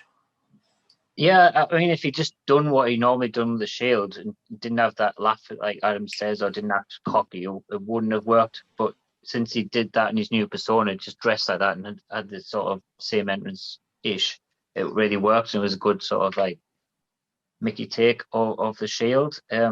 So going in, you're thinking Roman Reigns is becoming a babyface and Seth's the heel. And then you go at the finish, and it was a very heelish move by Reigns, and it was a very babyface performance by Rollins. It was like a double switch during the match. But then on Raw, spoilers, Seth Rollins seems to be acting the same. Am I correct? Or I didn't actually see Raw. Jamie, you did. How was he on Raw? It was fine. It was good work again. But yeah, back to being a heel again. It doesn't make sense, does it? I mean, like, to be honest, that was a really good babyface performance by Rollins once the bell rang, and after the finish as well. So I did like the finish. It was different. You never really see that anymore. So I enjoyed that. Like, you know, I think Adam almost give it DQ like that during one of the matches he refereed. I'm sure he counted to 5 at one point for not letting go. Yeah, also there's a flashback to when Seth turned on the Shield, wasn't it? It was the sort of homage in the finish. So yeah, I mean, there was also Roman kicked out of Seth's curb stomp. I'm generally very against like kicking out of finishes, but it should be reserved for the very, very top talent like Reigns. So I was okay with it. So yeah, overall, very good match. Probably the one I most enjoyed the whole show, to be honest. Yeah, I mean, we'll do no spoilers about what happens on Raw and how it makes even little sense that Rollins isn't challenging again for the belt. But yeah, all in all, it was a good result. I think the match itself was solid enough. I think Reigns and Rollins have worked with each other for so long. They're always going to have chemistry, so it's good to see. And yeah, a good solid opener for the match, which leads us to the Women's Royal Rumble match. Commentator team for this one was the Raw team. I forget his name, and Corey Graves in the other one. That's the channel. So it's Tom. I was going to say Tom Smith, but that's not. It's the other guy. So yeah, Sasha Banks came out first with Melina, who got a relatively big cheer from the crowd of Melina. Before doing a little splits thing and some weird tights that she was wearing, and then getting dumped out after 20 seconds. Why? I'll go. Go on then, Adam. Go crack on. So there's been a bit of a thing on the internet. I can't remember which ex-wrestler said it, but somebody's been going, Melina deserved better than that. Melina, Gail Kim. Melina's a legend. Oh, Gail Kim, that's it. Yeah, respect Melina and something is trending and blah, blah, blah. No, that's what should be happening in this kind of match. If you're old, if you're, she wasn't in the shape that she used to be. Let's face that fact right now. And she wasn't a great wrestler. Let's face that fact right now. The word legend is thrown around ridiculously, especially in women these days. She deserved to, if she's going to have a spot, she has a spot to build up a current talent. And that's what happened. So well done, whoever came up with that decision. Yeah, I mean, it was fair. She didn't get much shine, but I think that should reserve the first elimination for something a little bit more special, which was the only thing that I felt it was just a poor first elimination. I think she could have went a bit longer and then maybe sort of could have got the number 4. Number 4 came out and they did a bit of a decent elimination to whoever it was. But all I'll say is, Melina is still an active wrestler, I believe, in AAA, I want to say, or NWA or something. NWA, yeah. Yeah. So, I mean, what that's going to do for her when she goes back to her normal promotion won't be great, is it? It won't count. Doesn't matter. Yeah. It really doesn't. Not ideal, but either way, I still would. Right, so all in all, I think, we then come to Tamina. Speaking of things that I wouldn't actually.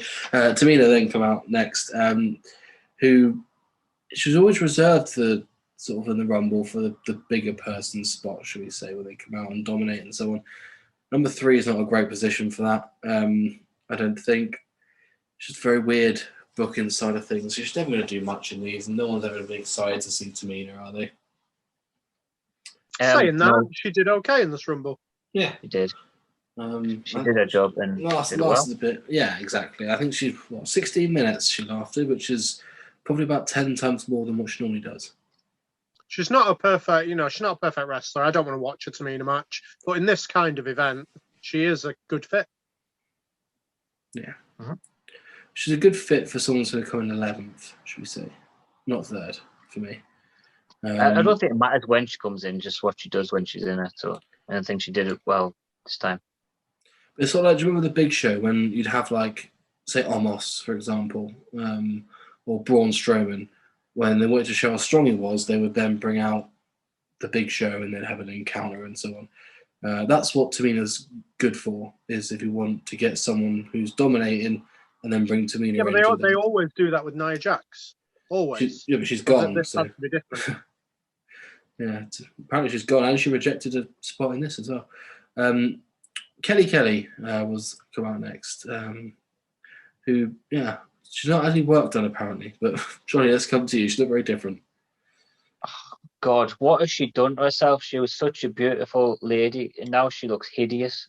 I was shocked by the state of her. Awful, just ridiculous looking. I definitely wouldn't go that far. She still looks all right. Well, I was just shocked. She just looked nothing like how she used to be.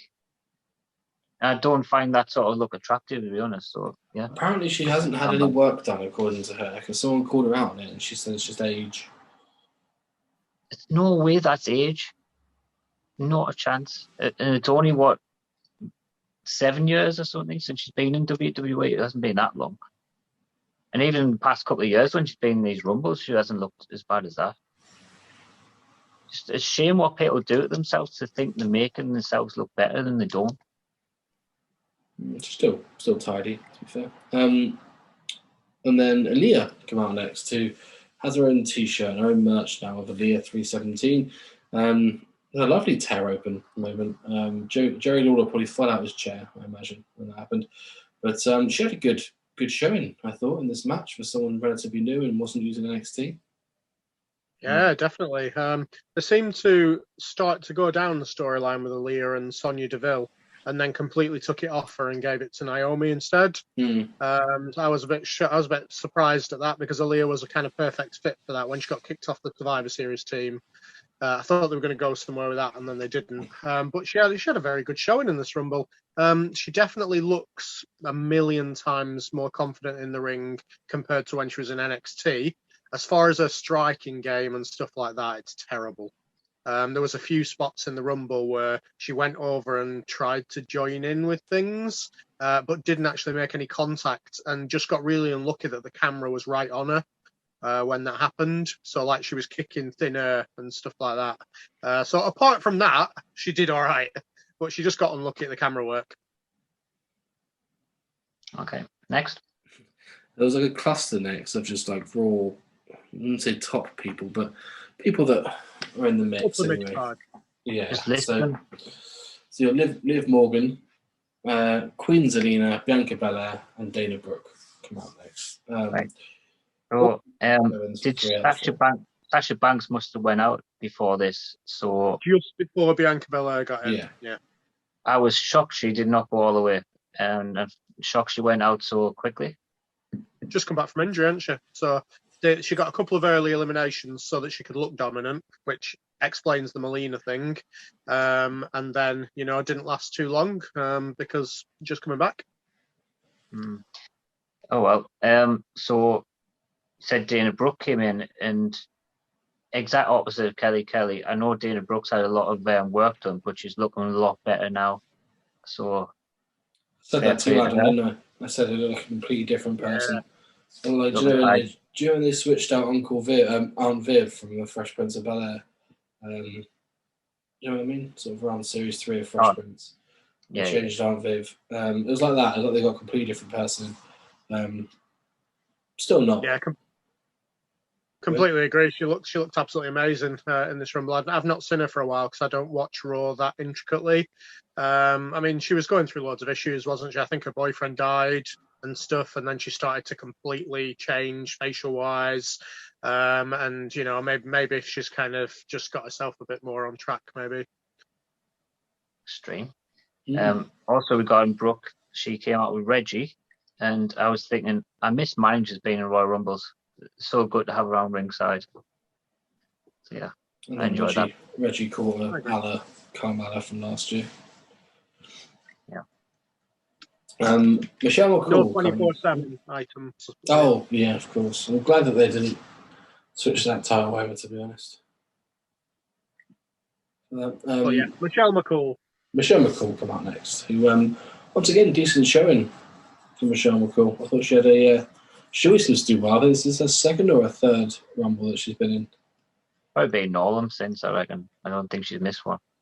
Four Rumbles. She's did really well. I thought she had a great showing in it. It's annoying for me because she always does. And, she takes away the shine for other people. And she was never on my list of big people. It's probably another legend, but a legend in WWE's own making. Yeah, booking's made her a legend, isn't it? I preferred Layla to her. Of course. Personal opinion. Didn't everyone?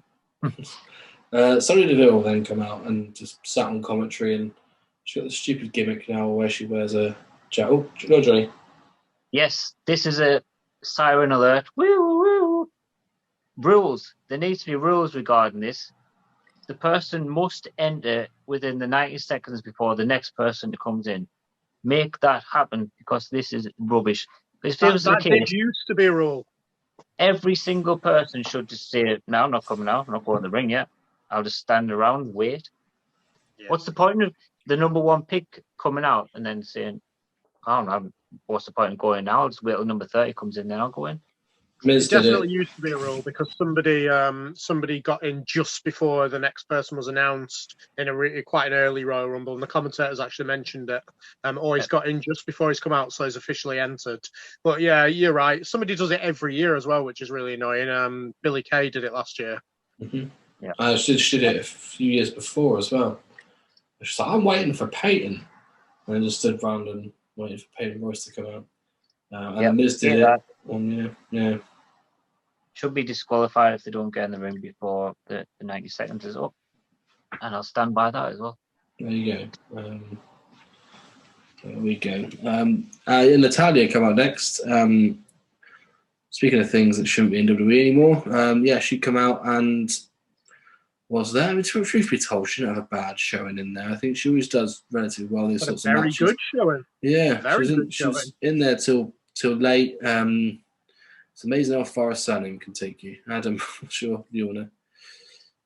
She's, again, like Tamina, I have no qualms with Natalya being in this Rumble. She didn't look out of place. I wouldn't watch a Natalya match from start to finish, but she's perfect for this type of thing. And, you know, she is somebody that probably should last. Maybe not as long as she did in this one, but should last a decent amount of time. So fair play on this one. Yeah, carry on. I tell you who looked just $1 million was Cameron when she came out. I think she looked fantastic when she came out, which then prompted Sonya Deville to be like, "Oh, she's her friend, is she? So it would be upset if something ever happened to her. Right? No, would be upset, would she?" And she came in the ring and punched her a few times and threw her out. Yeah, and then what would you know happens? The most predictable thing ever. Naomi then come out straight after, which I hate when that happens. We'll come to it a bit with the men's as well, but yeah, it's my pet hate for a Rumble, that is. Yeah, fun fact about Naomi, it is I'm worn backwards. And what's Lana backwards, Johnny? What? What's Lana backwards? Oh, I know. Close. Carmella come out next, number 15, the Rumble spot there.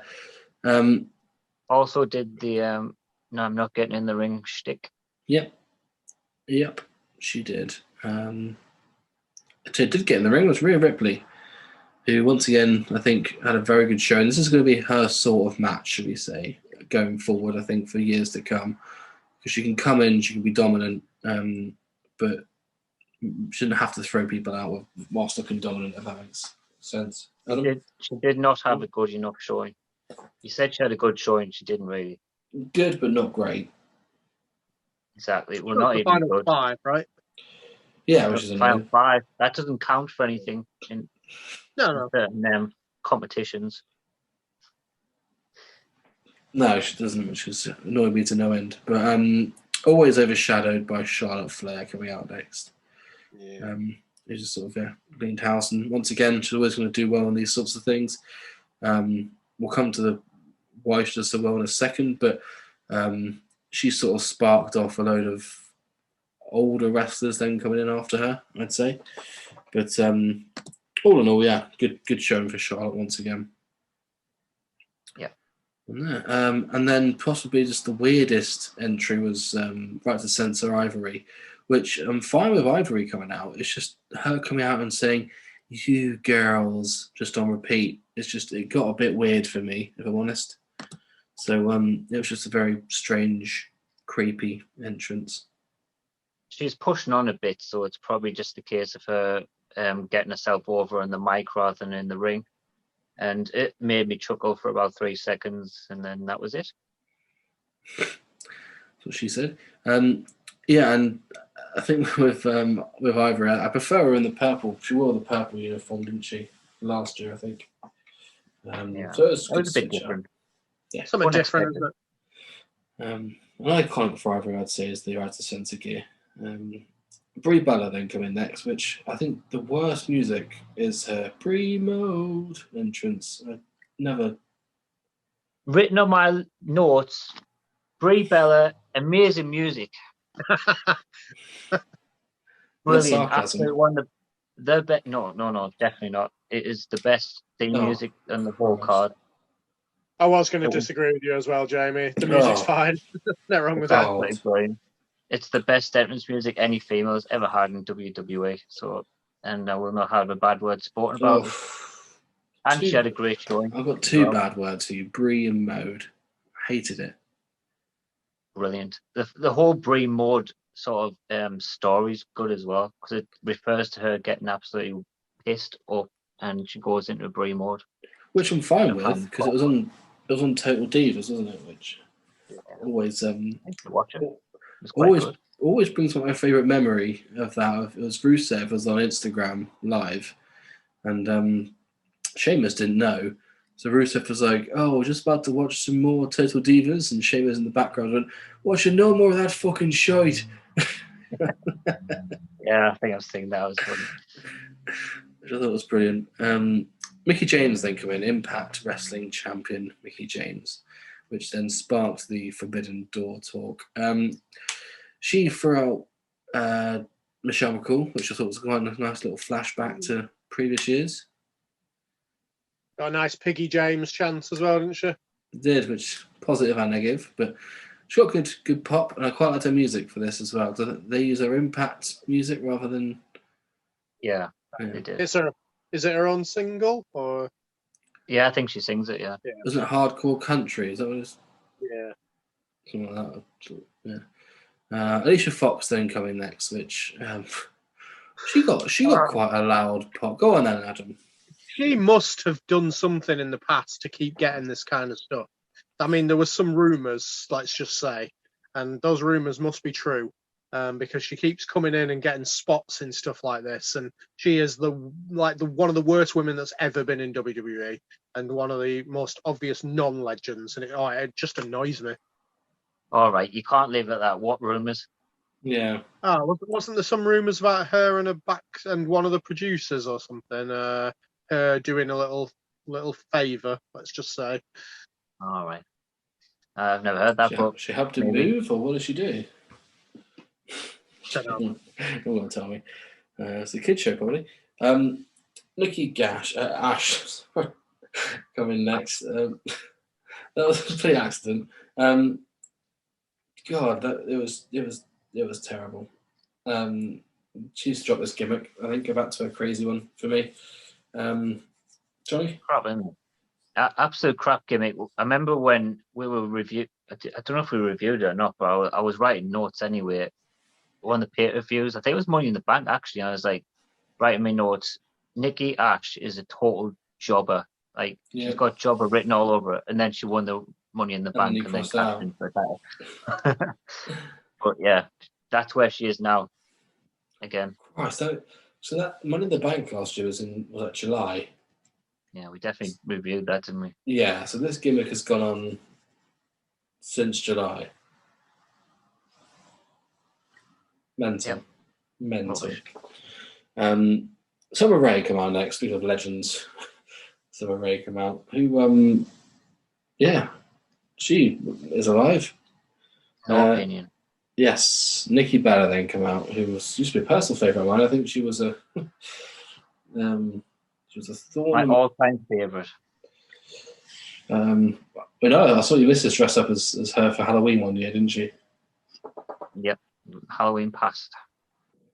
Yeah, I think she had a good show. And again, they always keep that Bella storyline going, don't they? That no one really cared about. But I thought it was all good. Sarah Logan coming next, first match back. What I will say is the crash out the back for this event. It must have been busy. Yeah. What? Well, because the amount of mums that were in the match. Ah. So the nursery area. She put on a bit of beef, bless her, and yeah, I don't know why she's wearing the face paint because she was quite pretty. So I don't know. I imagine she still is. She's just had a child, isn't she? But she didn't look in ring state. Let's put it that way. No. Yeah. Maybe that's a better way of putting it. Yes. Yeah. We're going to get actually trashed if anyone actually listens to this. For the things we've been saying. Yeah, not to bring in the state that I put it the way around anyway. Also reviewing the wrestling, and we're reviewing how people look. That RuPaul's Drag Race. Lita then come out, who once again got a big cheer. She's been on TV the last few weeks as well, just talking up with Charlotte Flair, which led absolutely nowhere, which was good to see. But she always gets a good pop, does Lita, doesn't she? I think me and Adam was discussed before where we don't think Lita's as good as everyone remembers, but was that me and you, Adam, discuss that? I think we all did. I've never been a fan, so... Yeah, I was saying she's one of those people that's really highly rated, but she's not. So it's like one of the most overrated females of all time is Lita. Yeah, I mean, she's someone that I would agree is a legend, but not for her in-ring work, I wouldn't say. What she did for second most overrated. Over number one, which is Jamie. She was placed in the. Natalia. Who was that number one? Well, I was seeing if Jamie knew. Natalia? Correct. She was just in the right place at the right times with a lot of occasions, was Lita, because, you know, everyone remembers she debuted like with the Hardy Boys, and then she was well, you know what I mean. Godfather and then S.A. Rios. Yeah, she was with the Hardy Boys at the early stage of the Hardy Boys, and then obviously with Edge in mid 2000s, and the rivalry with Trish in late 90s, whatever. So she's been in some big high spots, and that's what people remember. It was a good job. She was good looking. Let's just put it away. Everyone had the poster on the wall, didn't they? Talking about wrestling, Johnny. Mighty Molly come out next, who I really liked Mighty Molly back in the early 2000s with her blonde hair. I thought she looked really good. Thrown out with Nikki Ash, which just a full-on Captain America Civil War style superhero versus superhero battle. I actually quite like that. Yeah, all right. It was all right on the night. Ronda Rousey coming next. Big pop from the crowd. I think when she comes in at 28, you know full well that the Rumble's basically finished, and you. Yep. As soon as the Bad Reputation song kicks off, you know it's about to go down. Yep, you're right. That's it. That's it. So what was that weird arm thing she was wearing? I'm guessing she's got some sort of bingo win. I don't know. That wasn't weird. Well, it just looked out of place, didn't it? It's like she couldn't. She chose to wear something, and then thought, "Oh no, I need to cover my arms, so I'll just put this half a shirt on over the top of it." It's almost like she went to take it off, and they're like, "Get out there now!" and just sort of lobbed her out, and she was halfway in between taking the t-shirt off. Strange attire. And then Shotzi come out, who I completely forgot existed, to be honest, until she came out here. Overrated massively. Yes. And number 30, I thought for a second time in her career, was Shayna Basler. It was a good spot for her. Yeah. Absolutely forgot about her. I thought, I couldn't even think who number 30 was. I thought it was going to be another surprise. Asuka. Asuka. Also, we're left with Ronda Rousey and Charlotte Flair. Charlotte Flair has finished in the top 3 Rumbles for the last 4 years, I believe, or the last 3 years. Ronda Rousey ended up winning, who now puts her and Asuka as the 2 people that have never been eliminated from a Women's Royal Rumble ever. Interesting fact. Sort of. So Rousey was the winner. Could sort of see it coming when they announced the news, which was a bit annoying. But on the whole, solid enough match. I think it was all right, wasn't it? It was not. It was all right. It wasn't. It wasn't as good as a Rumble should have been. It was all right. Becky Lynch versus Doudrop was up next. A match that I was quite sort of happy how they promoted this one. They didn't promote it as like Doudrop as an unstoppable force and so on. That we know that she isn't. It was just promoted as a standard wrestling match between 2 people that could wrestle. Adam, I think for this match, what do you think? A good European affair. It was really bland. Fair play to WWE for putting Doudrop in the match and having somebody different. I didn't mind that. You know, the build up with Doudrop. Doudrop was quite strong in the build up to the Rumble, which was good. But the match itself was just so boring and so bland, and I don't think Doudrop came off the match well at all. And, you know, spoiler alert, she's jobbing on main event this week. So, yes, to Liv Morgan. But yeah, I don't know what you mean. It's sort of a boring match. I sort of wish I'd slept through it, truth be told. But yeah, I didn't. So I've got. It felt very flat. It was another heel versus heel. So the crowd went either one way or other. There was a fire somewhere in the building at this point. It's the sign, wasn't it? All the crowd were looking one way, and all I heard was some sort of chant regarding fire. So I put 2 and 2 together, and I think Corey Graves mentioned it later on in the men's rumble. There was the WrestleMania sign in Core Light. Was it? The WrestleMania sign. Was it the WrestleMania sign that caught on fire? Yeah, the back of it caught on fire. Bloody hell. That's amazing. How? Well, the fireworks when Rousey was pointing at it. Right. Yeah, just sort of caught the back of it. And there's a clip of just it melting onto the seats below it.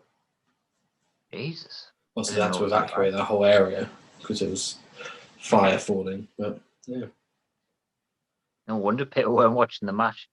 Anyway, it went way too long for a match which was always going to have a foregone conclusion. So it didn't work. It wasn't good. Didn't care. Yes, indeed. And Becky Lynch won the second rope, sort of rock bottom thingy.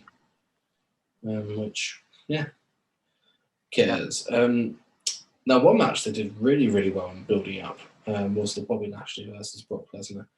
We were a bit hyped for it, this one. I thought this was going to be an absolute clash, which my favourite Brock Lesnar matches are sort of the chaotic 5-10 minute matches where someone is going to get speared through a barricade, someone's going to get, thrown through a table and all sorts. It's sort of a mixture of that and an actual wrestling match. And Bobby took a few bumps where didn't look like it tickled, to put it that way. Adam.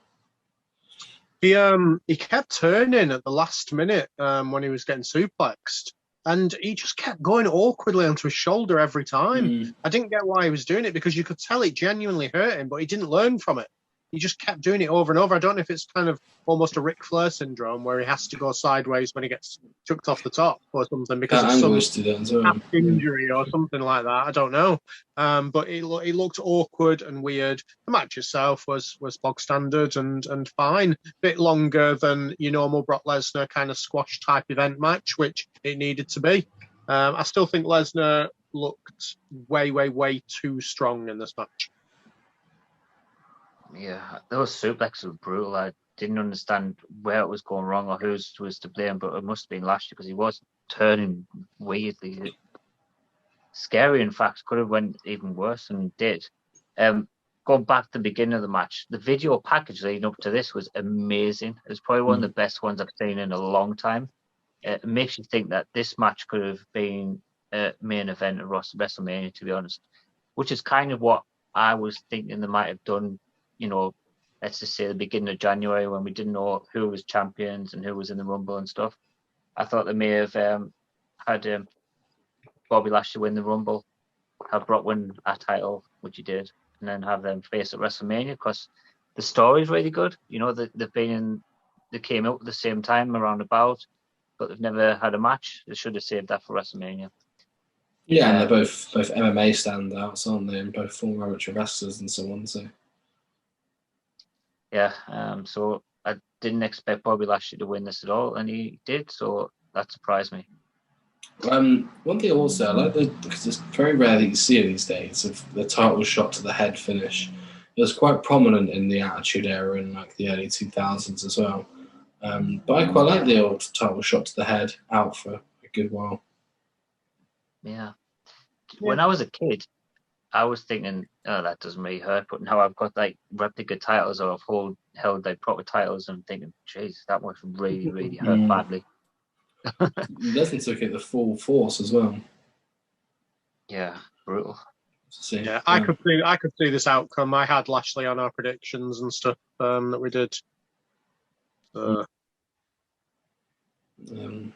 Yeah, I think it was going to be something. There's a few outcomes that I could have seen, and this would have been one of them. But, Edge and Beth Phoenix faced the Miz and Maurice in let's put it this way: without the Rumble, this would have been the main event. So there we go. Why this wasn't either on the pre-show, but on first is beyond me. I think it's really weirdly placed on the card. It was quite a flat match. It was given too long of a time. Maurice did a good job, as did the Miz, but I think it was just a bit clunky in stages, and felt a bit weird, meaningless, with the wrong outcome. Definitely. What I will say is I had the same feeling for when Miz and Maurice faced Cena and Balor at Mania a few years ago. I thought, being the sort of chicken shit hill, Miz and Maurice could pull one out of the bag here, and they never do. They always just get embarrassed. Right. So after the Bobby Lashley and Brock Lesnar match, I wrote down Men's Rumble. I completely forgot about this match. And yeah, so where am I? I forgot about this match. Woo woo. Rule book out the window completely in this book, in this match. I don't know why I wrote that, but I did. I think it was because there was just too many people in the ring at the same time. Yeah. The females can attack the men, but the men can't attack the females. Makes no sense. It's just stupid. It was a stupid match, and I didn't care. Crap. Yeah, the end of the match, Beth Phoenix was, I think even Corey Graves mentioned it at the end of the match where he said, what are the rules here, basically? Because Beth Phoenix was in the ring for a good 3 minutes. I'd say, and yeah, just that finish where they have both their finish move at the same time, and it's Edge doing the glamours on the Glam Slam. It's yeah. And kicking out the skull crushing finale as well. Of course. Yeah. Why not? Silly. But poor Miz, he's quite happy to get pinned by anyone. Still bounces back. Yeah, I mean, he can survive these things, but you might have thought, Edge won the first match, so could maybe give these a cheating heelish win here, and then maybe have another match At the chamber match, at the chamber in Jeddah or something like that, just to get Edge on the card. Yep, bit of a rubber match type of thing, but no. Hopefully that's over anyway now.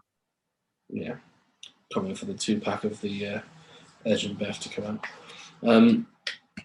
Next up is the 30-man Royal Rumble. Let me just get the entrance up now before I get them wrong. Number 1 and 2 is still AJ Styles and Shinsuke Nakamura. What an absolute shambles. Styles being number 1. Perfect. I think that was really good decision. Styles going number 1. I thought this is going to be a good Iron Man performance from 1 all the way through to potentially the end of the match. Then Nakamura come up 2, and I thought this isn't going to be good for Shinsuke. He isn't going to last very long. What is happening with him that they're just feeling the need just to poo him all the time? He's been injured lately. I can't remember what it was, broken hand, broken fingers, something like that. So maybe it's why they haven't really done much of him lately. Anyway, with AJ Styles' entrance, he did a Shawn Michaels pose. Look pretty hench as well. So I was thinking like he was going to do the old Shawn Michaels in '95 thing, go all the way. So I kind of put that in your head a little bit. So yeah, quite like that. One thing I'll note is the Intercontinental title has not been defended on a pay-per-view since night 1 of WrestleMania last year. It's just standard today, isn't it? Strange. Unfortunately. Austin Theory is number 3. I think it's been positioned quite highly on the card. And especially with the showing that he had during this match as well. But he does a really good drop kick, does our Austin Theory. Really like it. Yeah, good I expected Austin Theory to get something like most eliminations or the Iron Man or something so I could go back to Vince in the storyline and say like, yeah, but I did this, I got this, and he didn't, which I was a bit disappointed at. So as you know, I listen to Jim Cornette's podcast, and he absolutely loves Austin Theory to the point where he says he is better than John Cena was at his age. And even went so far to say he's better right now than Adam Page is right now. So what are your thoughts on that? How good is Austin Theory? I think he's advanced beyond his years, I'd say. Like, he knows he's trained for the right. He's come through Evolved and New Progress or something like that. So he's familiar with a lot of those styles of wrestling. He can wrestle. Well, Kevin Owens last night he wrestled on Raw. Really, really good match. You've seen him wrestle all the way through NXT. He's good on the mic. He can play a goofy character quite well as a serious one. I think he's got a good head on his shoulders, let's put it that way. I'll agree with everything you said there, apart from being great on the mic. I do think that he definitely needs work, and he needs somebody with him in promos, which WWE are doing really well with Vince McMahon at the moment. Once he gets that, he's going to be the complete package. He's going to be a world champion. And not just a WWE like run-of-the-mill world champion. He will be the world champion. There you have it. The hand slip has spoken. The fantasy booker has spoken. I tell you, who won't be world champion is Bobby Roode, who come in fourth for a very quick showing. Go on, Johnny. What happened? What happened to Bobby Roode? Right, he doesn't even have the glorious theme music anymore.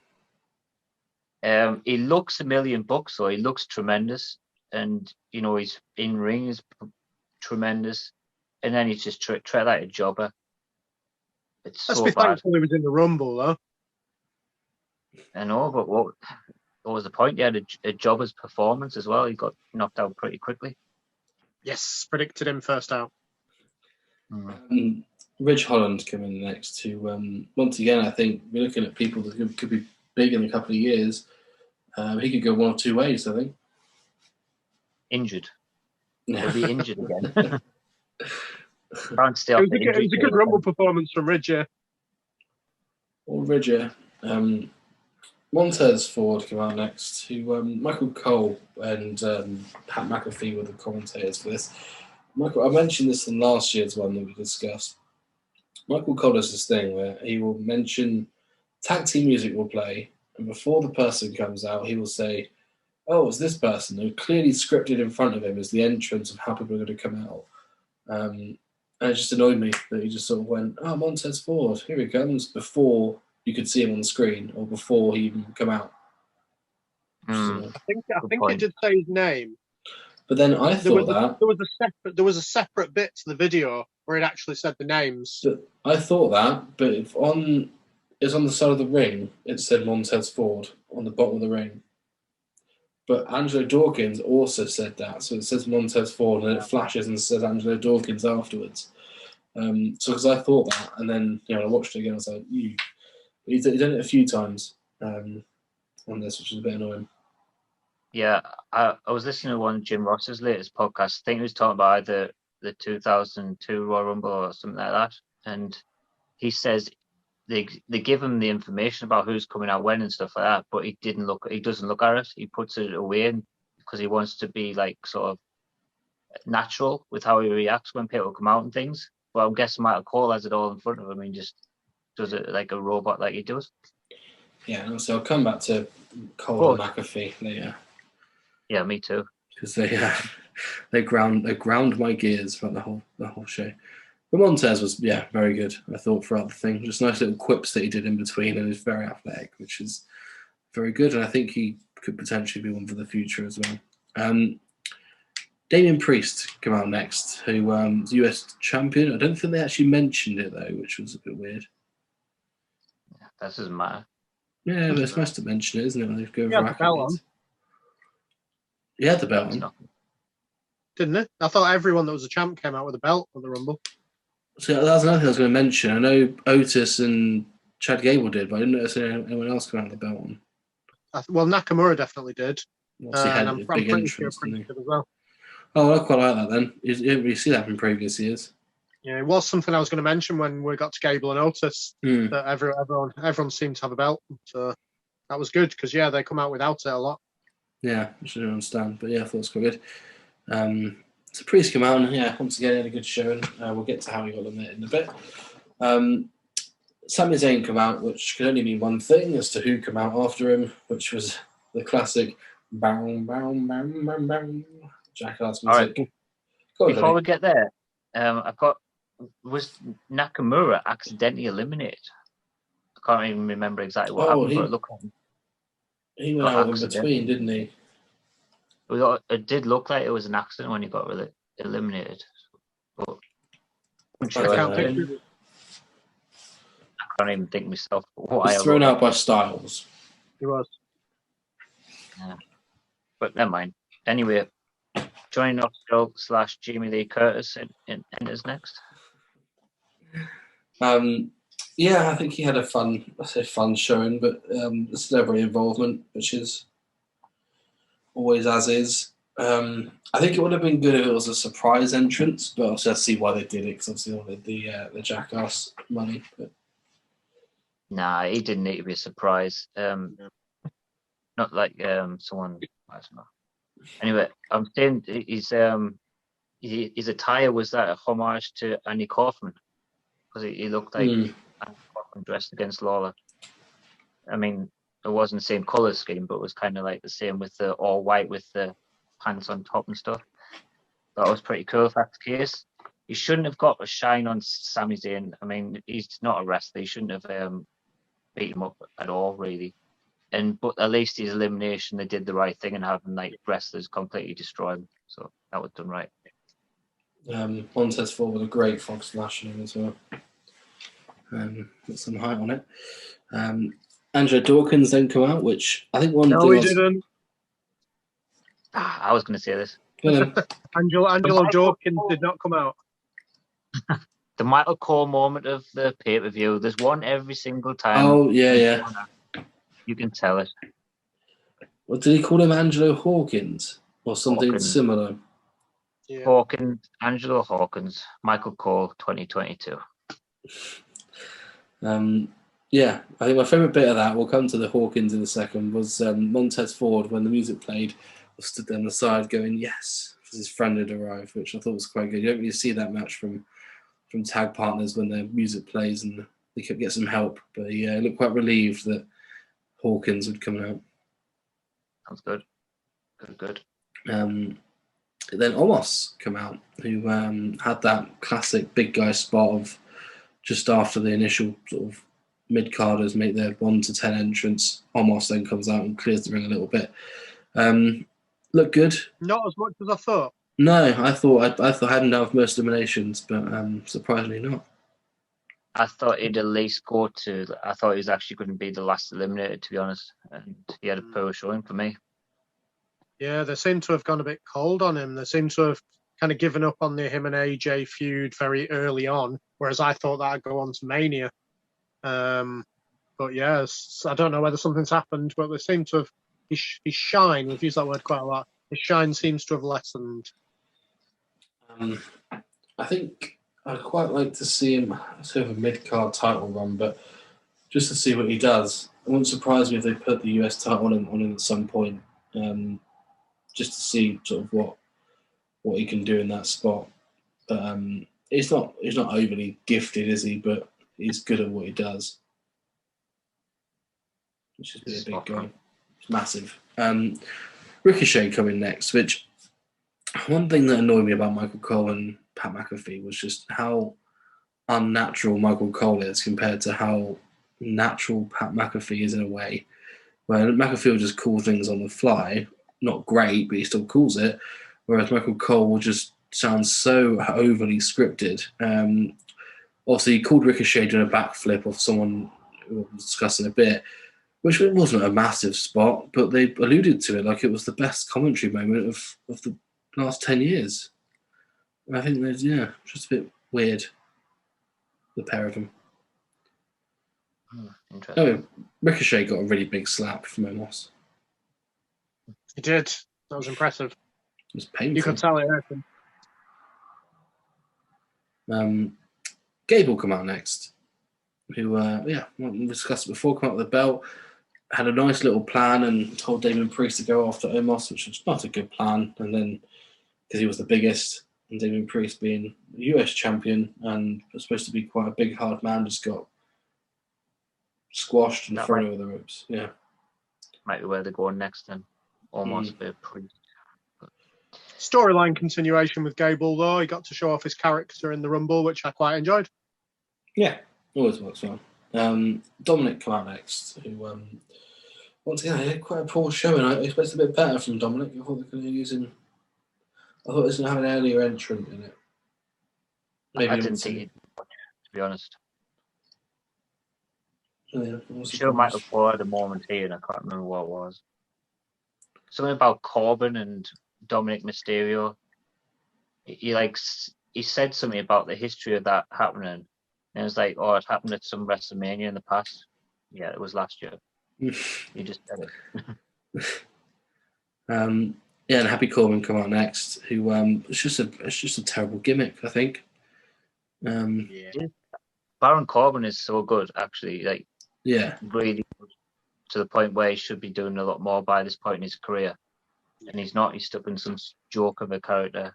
I get the impression that he says yes a bit too much. That's probably why Luckily, he's still there. What he has that not a lot of people have is that nobody's ever kicked out of his finish. Hmm. I only found that recently. I thought that was amazing. Good finish as well. I like it at the end of days. It is. Dolph come out next, which same with Bobby Roode, but yeah, I've never heard their entrance song before. I didn't know what it was. I thought it was a surprise entrance. He's gone downhill a lot. 2014, Dolph Ziggler was the most over babyface in the whole company, and they never took any advantage of it. Such a shame. If I stick up for WWE a little bit here, which isn't usual for me, he hasn't progressed his character. His character has nothing new.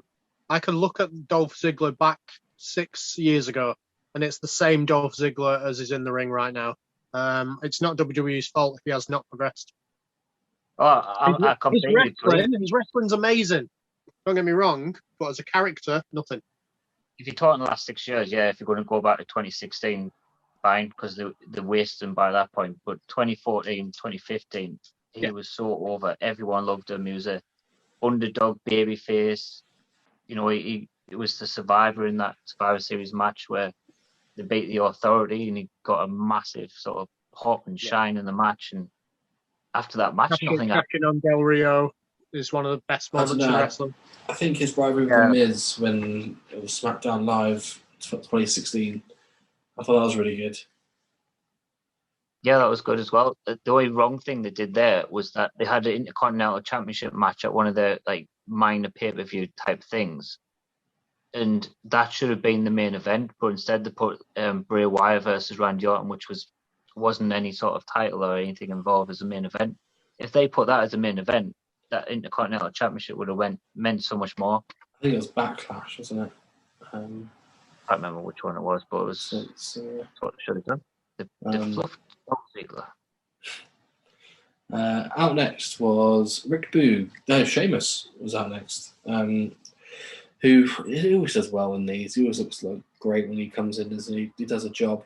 I think Sheamus is one of those people where Dolph Ziggler hasn't evolved his character that much. I think Sheamus hasn't really, but at the same time has, if that makes any sense.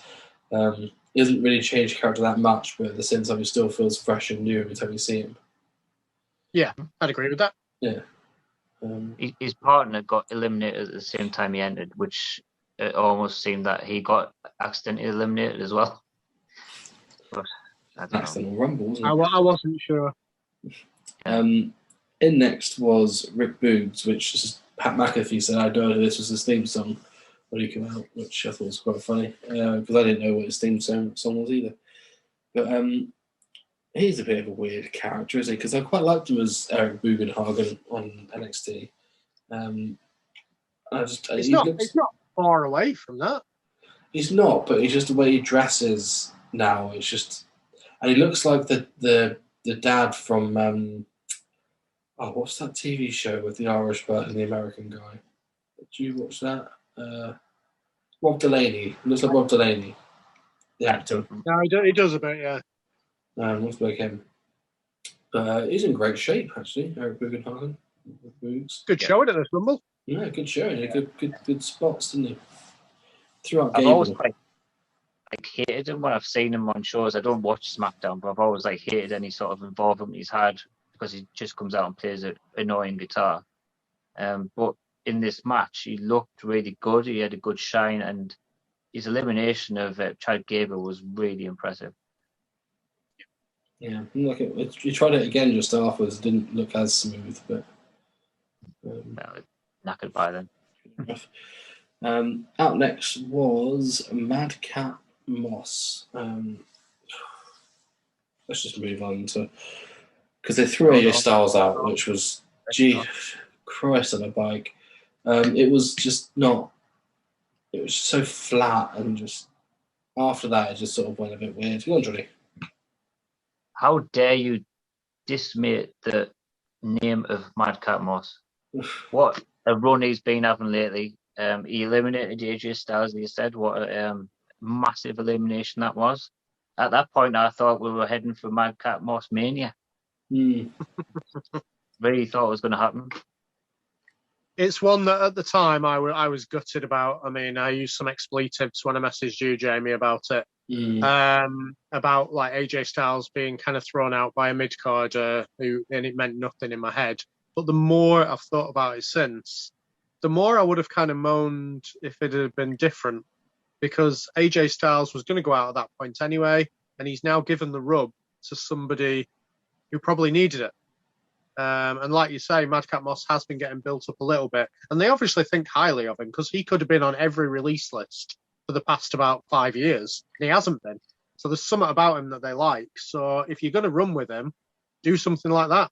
So I kind of agree with it now, looking back on it. So we're heading to Mostlemania. That's what you're saying. Mostlemania. Mostlemania. Riddle will come in next, who, according to sources, he was supposed to win it. Don't look into those dirt sheets side of things. Those sources have been poo-pooed on today. That's good, because, yeah, it doesn't make any sense. It wouldn't have been a good winner. But yeah, even so, he had a good showing. I think he's a decent enough wrestler, Riddle, especially for these sorts of spots. So, yeah, he had a good showing for 20th. Yep. He failed on the RKO. Like, it didn't look right and it was kind of mistimed, but they still showed a replay of it. Which was... They showed one on Raw as well. Like, it happens. Like, things do go wrong, but I wouldn't have replayed it. So, it was fucked. Next in, the sword sounded,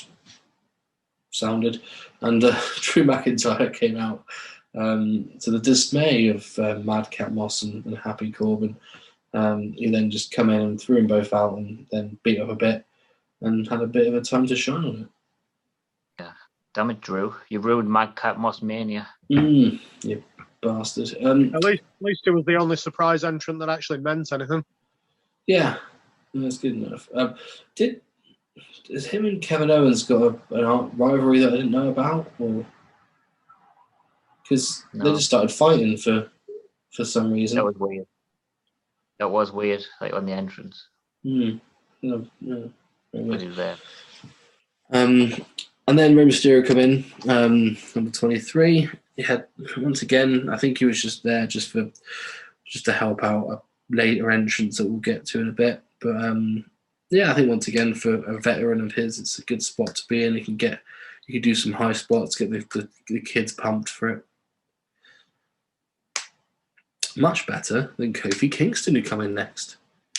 My God. At the best of times, I absolutely despise this shit he does. It's so stupid every single year, and they're not even that good. And I think John Morrison started doing it, and what he did was 10 times better than Kofi's ever done. What about Naomi with exactly the same gimmick? And so, yeah, he absolutely fluffed this one up, and I was happy to see it. That referee, the referee that was closest to him, he just did not know what to do. And then the Chinese ref, I don't know his name, he was the one who called it because it was so obvious that it happened. But the other ref was just like in bits. He didn't have a clue what to do. I would imagine the referees went up and said, "Nah, mate, you didn't make it. You can't pretend that you're still in this." Like, what I will say is they use VAR for it, which if they're going to do that, just because they did, because they showed the replay, which was they showed it on the screen in the arena. And it was just after that obviously he then dropped to the floor and they said, "Oh, he's been eliminated."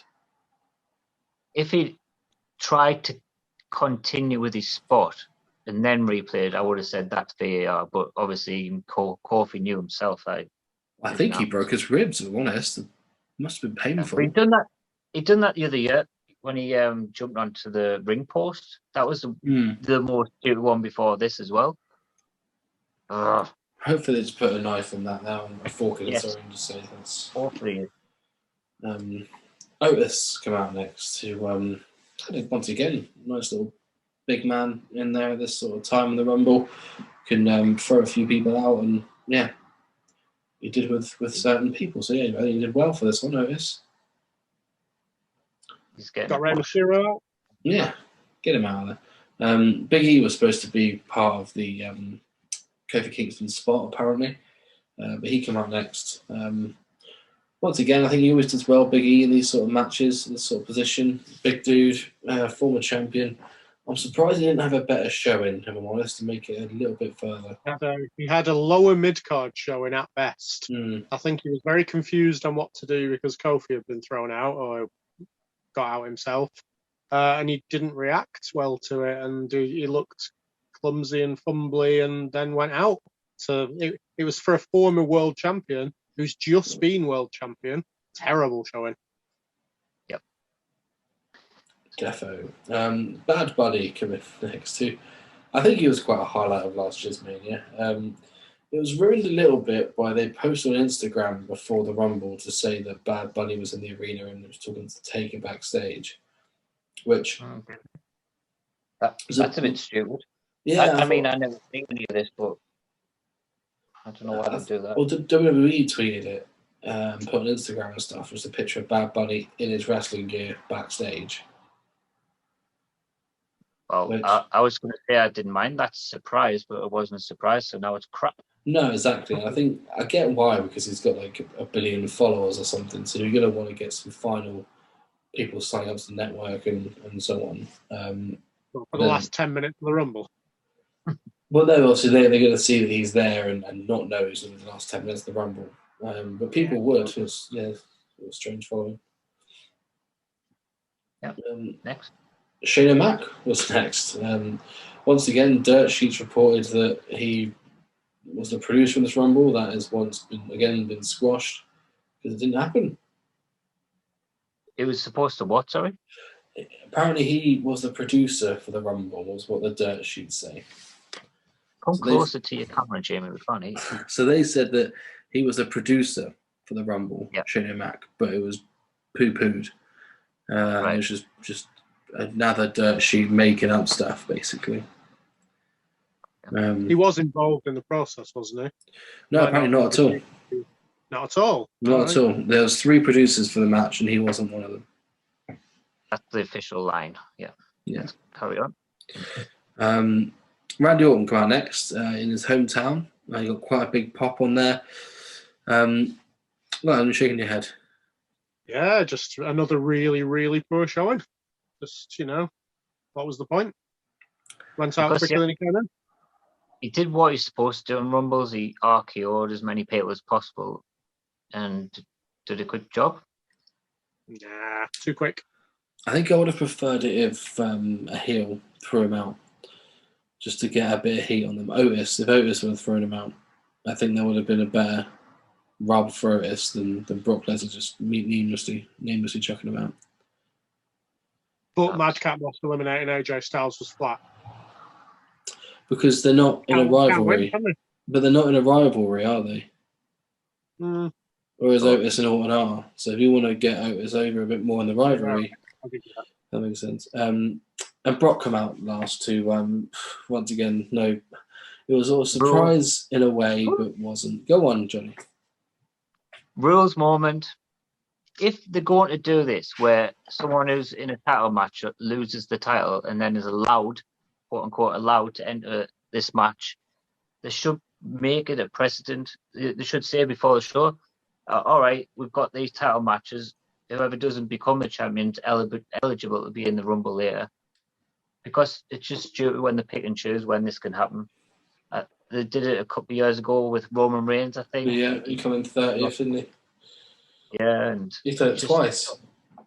Unless they do it all the time, don't do it. It's stupid. Yeah, it's one of my pet hates about Rumbles. Anyone in matches before the Rumbles shouldn't be in them. Don't like it. I think I don't know. You have to advertise. If someone's on the card earlier, you have to advertise them as being in the Rumble as well. So I didn't mind it back in the day. Like, do you know when Roddy Piper entered the '92 one after winning the Intercontinental? I thought that was quite a good story and stuff. But there needs to be a ruling on this. To make the rules. But yeah, Brock Lesnar won the whole thing, which I thought, storyline wise, it makes sense. Just not what everyone wanted. I don't know why everyone was expecting, but not ideal. I was expecting that. Yeah, exactly, but like you can expect something, but also want something different. Do you know what I mean? As soon as he lost that match to Lashley, the Royal Rumble was a foregone conclusion who was going to win. So even before the match started, we knew what was going to happen. Yeah, definitely. A foregone conclusion would make a good finishing move. Yeah, we come to Won me an MLC Hulk Hogan, though. There we go. What a treat. Off Legion of Hasbro. Yes, that's the end of the Rumble. We've covered both Rumbles and the full card and 2 former UFC champions. The forbidden door that was open was the one to the UFC. Seems to be the only thing. Yeah, chaps, last episode. Last thing we've ever covered. Thank you for your time. Thank you. I wonder if anyone misses us. Let us know in the comments. I probably will after some point. I'll be bored of myself. Yeah. Aye, it's been a ride. It has been fun. Now it is over. There we go. Just like Johnny Knoxville's wrestling career. Hopefully. And Big E's. And Big E's, yes. So Adam, thank you for your time for the last 18 months. You're very welcome. And flashback. We'll see you soon. Yes, yeah, it has been fun, to be fair, and we've had our moments and we've had our ups and downs. So yeah, it was overall worth doing, and maybe something special later on in life might happen. We'll see. All the best. Thank you to everyone who tuned in as well, especially if we've got anyone who's kind of come on the whole journey with us. Oh yeah, that's true. Start to finish. Day one is. Yeah, we'll see you guys later. All the best.